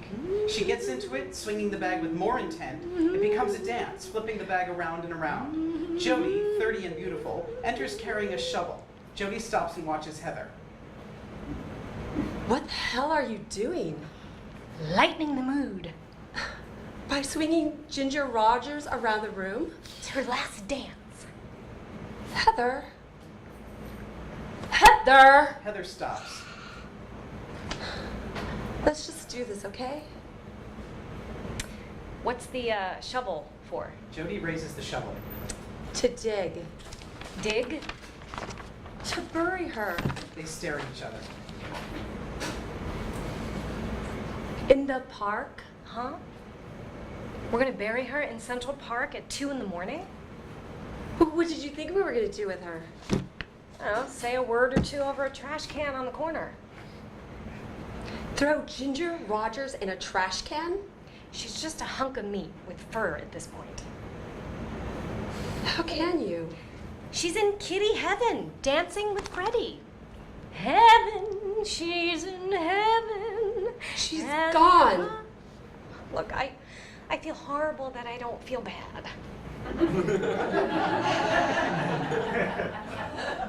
Oh, I can't forget my journal. God, no. Jody, you're not gonna have a fucking service, are you? Of course we are. In the park, in the dark, over a hole in the ground? You didn't mind with Fred Astaire. He died at the vet's, and you lit candles here. That I could tolerate. Tolerate? You didn't love? They're animals. I love you. You don't love animals? I love meat. Sorry, that gets old. No. What we eat is the core of what we are. Honey, meat made humans what we are. The protein grew our brains, separated us from the animals. Separated. No surprise an anthropologist would separate humans from animals. We are animals. No surprise, a dancer wouldn't separate mind from body. We are different. Different, but all the same. All the same, I don't want to go to the park at 2 in the morning. Heather, Jody, you won't do this for me. anything for you, but this. In fact, I need something from you. Heather tosses the bag and it lands with a thud. I need you to grow up, okay? I need you to face reality. Maybe I need you to get a little pissed off. Heather kicks the bag. Jody almost falls over. You bitch! It's dead, Jody. Ginger Rogers is a cold, dead hunk of flesh. I hate you. Good. You're feeling something. Hate is love's exhaust. Maybe you need to hate me before you can love me. Maybe you need to get really pissed. Hate is love without all the fucking rules. Heather keeps kicking the bag. Stop it! Stop it! It was just a jumble of reactions and automatic responses that you anthropomorphized. It didn't love, I love. You need to kick the bag. No. Come on, Jody. Send Ginger off right. Give her a big kickoff. God, no. Heather steps on top of the bag and starts to stomp with her heel. God no is right. Give death and meaningless life a swift kick in the ass. Do it. Do it! Jody is behind Heather. She raises the shovel up and aims it for Heather's head. Heather keeps on stomping. I am putting death underfoot. Jody pulls it back and tenses. If only everyone in the whole wide world could march through this apartment and stomp on this reverence for the dead. Jody freezes, ready to strike. If only that reverence could be given to the living while they are alive, so that every day we have a service to the ones we love and that love us, and not wait until they're dead. Jody drops the shovel. Heather turns and looks at Jody. Kick it, Jody! Kick it! Jody rushes forward and kicks the bag. In tears, Jody kicks the bag several times and then collapses to the floor. She weeps for a beat as Heather, still standing on the bag, looks down at her. You okay, sweetheart? Would you please get off my kitty? Heather steps off the bag. She'll always be in your heart. But I kicked her. I kicked her. No, you kicked death. I kicked her. No. Okay, it was just meat. It was just litter. Her last dirty litter. What? Ginger Rogers is still in the bedroom. She's in the red silk bag of mine. You put her in the red silk bag? Yeah, so. Heather offers Jody a hand up. That's your favorite. Shut up. You love that bag. Yeah. Okay. Look, stop looking at me like that. Stop. Jody grabs Heather's hand and rises up. Heather brushes back Jody's hair and they embrace. Heather pulls back. All right, let's hurry. The crazies besides us come out in the park around 3. Lights out.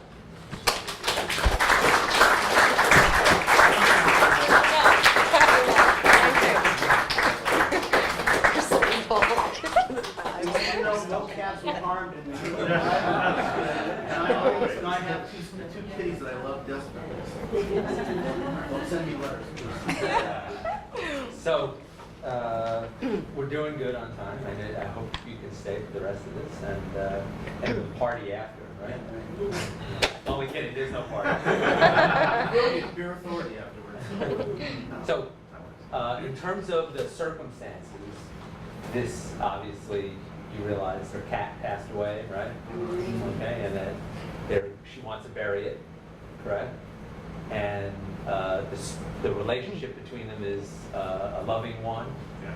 Okay, so is there anything anybody didn't understand in terms of circumstances, relationships, and the intentions of what was going on? She's scamming her, obviously. Mark, you have a was she question? scamming her to get emotion out of her? Because she didn't show emotion. Yeah. That's how I took it. I'm assuming in there's a hitch in their relationship, and right? Yeah. So, and There's a term that I want to try to define a little bit. I think Richard, you said in the last when we first heard this, she kicked bag much earlier in the piece, and you pointed that out, so it twisted around and it did make it better. I don't know if I'm still the point that, but that really did help it a lot. So is there any logic issues that anybody had? Well, I've heard this before, and it still bothers me. I think because to me, Heather's cruel. I don't really understand why. I don't understand her motivation. I don't understand enough maybe about their relationship to understand why she would do that. I mean, I'm also a cat lover, so I've lost many cats. So it's like, but I can identify with the emotion that that's a part of the family. So I don't get that. I don't get the kicking and thinking that she's kicking the cat. Just seems so cruel to me. I don't really understand it, and I don't understand why the intention could be helpful to.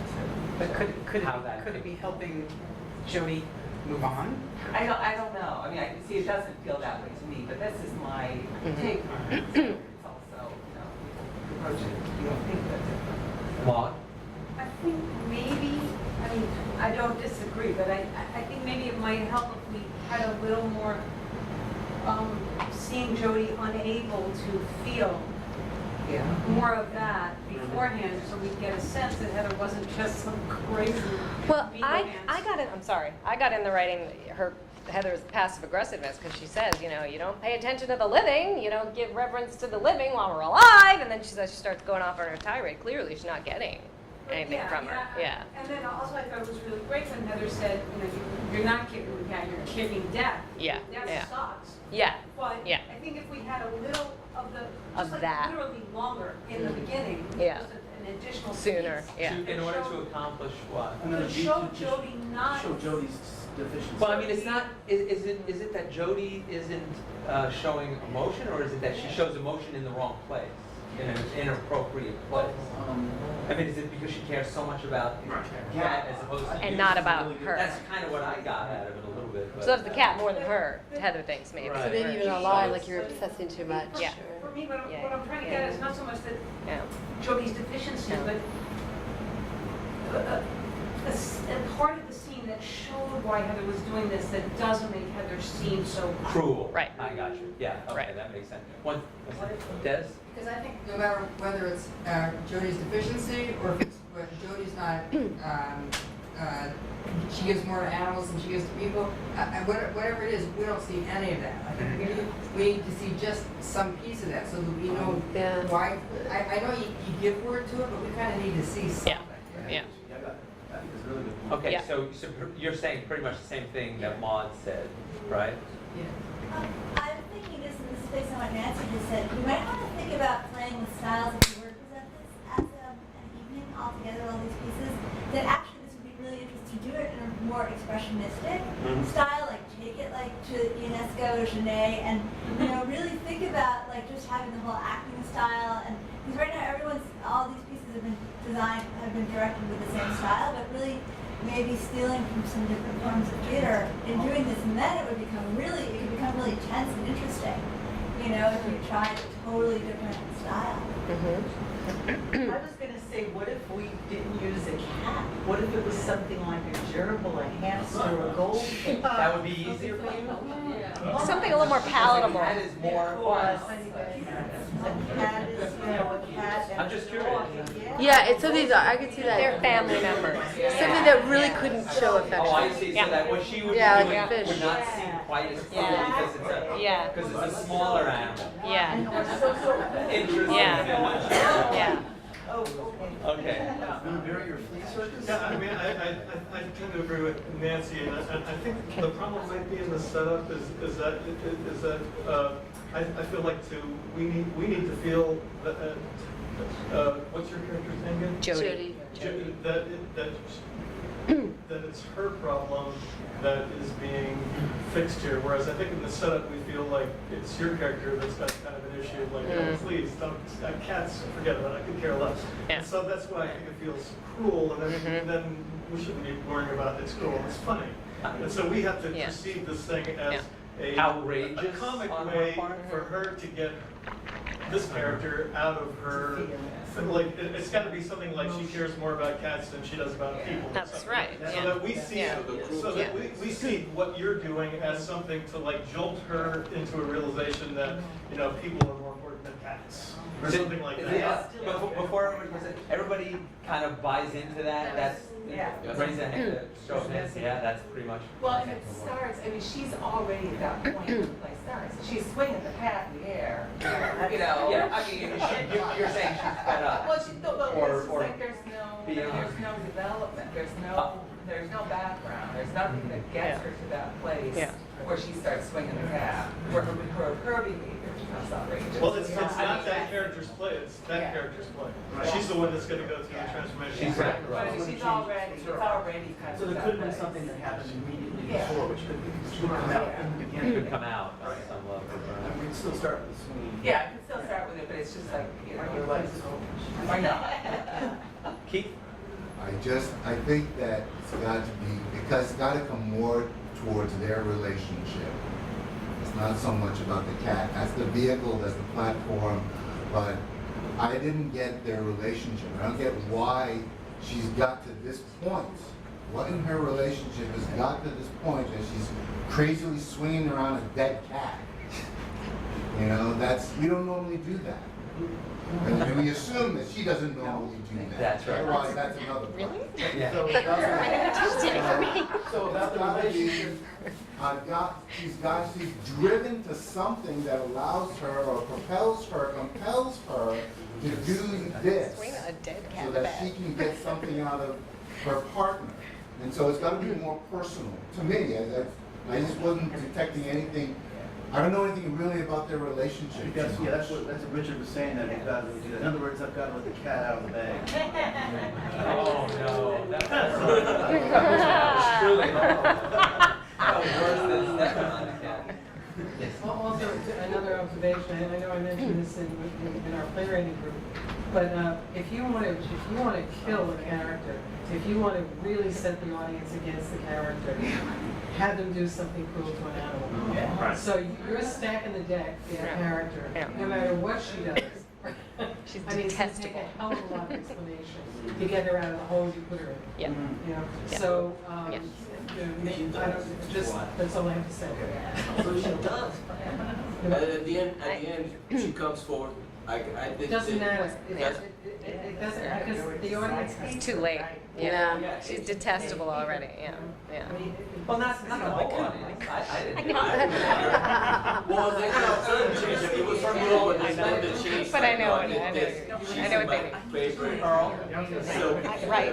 Even though some of what Heather She's did so that seemed awesome. cruel, at first, you always got the sense that she wouldn't be there, wouldn't even be like communicating with Jodie if she didn't have some legitimate concern or care for Jodie at all. So. Well, because she's a very good actress. And also, one other thing, if she leads her leads Jodie to the point where Jodie is going to kick the bag and she stops her, that would turn her character around. Okay? If she doesn't let her go through with that. If she opens the bag, so wait a minute, opens the bag, this cat lives, and then that whole revelation comes, and you know that she really cares for Jodie, and then okay, that's the way to redeem the character that you're going to kill. I have to agree with that totally, because if she gets her to the point where she kicks, she believes it, that's the cat when she kicks it. Yeah. So she's done a horrible act. There's no, you can't redeem yourself after that. I mean, she got, it's like, she thought she did it. And so she danced up to the line. You think she stepped over it, and then she can't come back, even though she puts the cat in her favorite cat. Yeah. How many people feel It's that? cruel. It's I'm cruel. curious. Everybody feels that she was damned, and then how many people feel that she wasn't? Heather. I think she's salvageable as long as we feel that this character gets a wonderful transformation out of it. Yeah. Okay. Vaughn. I think that what Desi was saying was about Jodie. Desi was talking about Jodie. That Jodie thought that the cat was in the bag, and that Jodie was keeping her own beloved dead cat. Yeah. And so that once she did that, she could never forgive herself for doing that. That's very different than, Oh. than talking about. Oh, I thought you meant that because Heather pushed her to that. It's a And separate issue. is that what you were saying? I think that if I was Jody, I would never forgive myself. You would never forgive yourself. I would never forgive myself Okay. because I did something that was Oh, unforgivable. I'm But sorry, I she also drove her misunderstood. to it. She's also unforgiving. But I think the guy. Yeah, I thought they were talking about you. At first, But yeah. having Heather get her up to that point where she's willing to say, you know, and then not allow her to do that thing that for Jody would be unforgivable for herself, let alone what their relationship would be with each other, is different. Yeah. Huh. Okay. You know, the whole idea of you're kicking death or you're stomping on death or, you know, like I said, I mean, death really sucks. And for Jody, who, this is very painful. It doesn't matter if it's a cat or if it's a person or it's a gerbil or whatever. Death is death and it's painful and she loves her cat. And Heather's helping her figure out that whole thing. But it feels manipulative, and that's what, that's to me is like. Oh, and that's what pissed you off. Yeah, because it's very manipulative, and, you know, and so I think that's why, to understand more. And we don't know to what end. Yeah, like, you know, to understand Yeah. more where she's coming from. But by the end, you know to what end, right? I do, but it's, No? yeah, not totally, because it's. Okay, how did that help? How did it help Yeah, Jody? I guess it's like, you know, why would you do that? You're talking about their relationship. No, I'm talking about, how does it help Jody to kick the cat? Walker, whoever wants to, Yeah, how does it help her to kick? Good point. I got the sense, I'm hearing everyone, but no one has a right to tell someone how they should grieve. Right.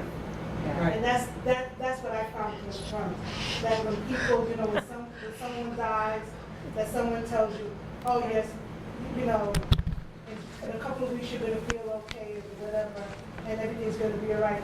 Everyone has their own way of grieving, and no one has the right to tell you how to grieve a loss, because that is a loss, whether it's an animal, a person, or even a memory. That's your loss. No one has a right to tell you how to, you know, grieve that loss.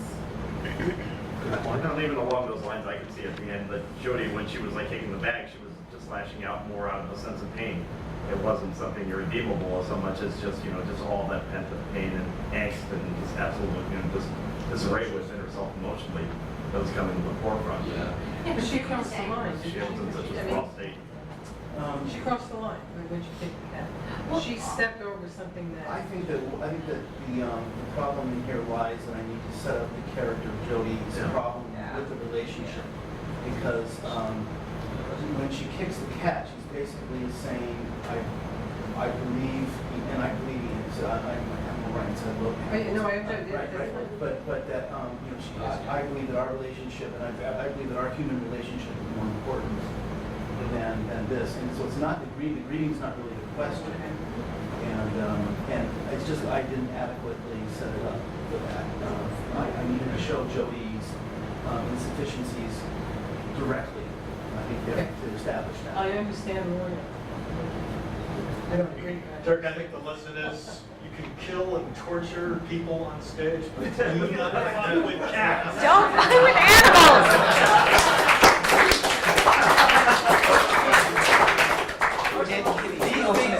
The ultimate taboo. That's why you can have Schindler's List, not Schindler's Schindler's kitties. Schindler's kitties, yeah. All right. Sean, I saw you raise your hand. Well, thank you, everyone. All right, thank you for coming. Almost on time. The actors again. They just did such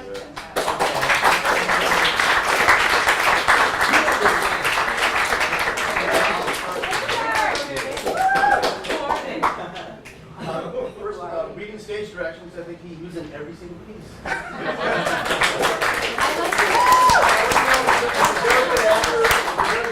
Great writer and song and dance and everything. So it's like a five, was it five thread? Jim? Quadruple threat. Jim Sampson. Jim Sampson.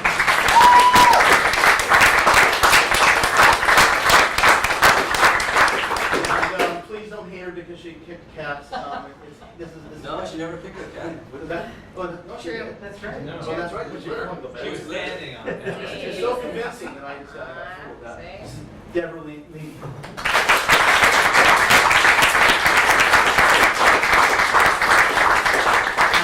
And the person that put us through that very grueling workout. Yes, I'm sorry. Apologies. Emilio Flores.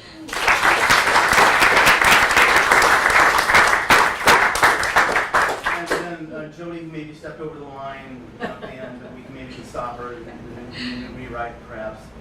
This is Virginia Goff.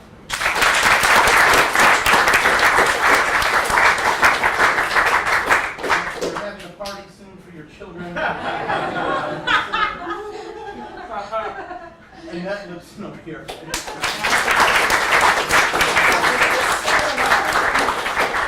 And then the man who had a lot of endurance out there, I'd like to thank Jonathan Bott.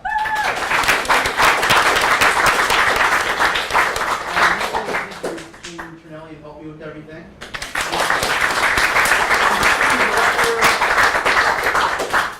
Well, I just have a question for the wonderful actor who's not an actor. What does he do if he's not an actor? Jonathan. I'm a businessman. Also, you are an actor.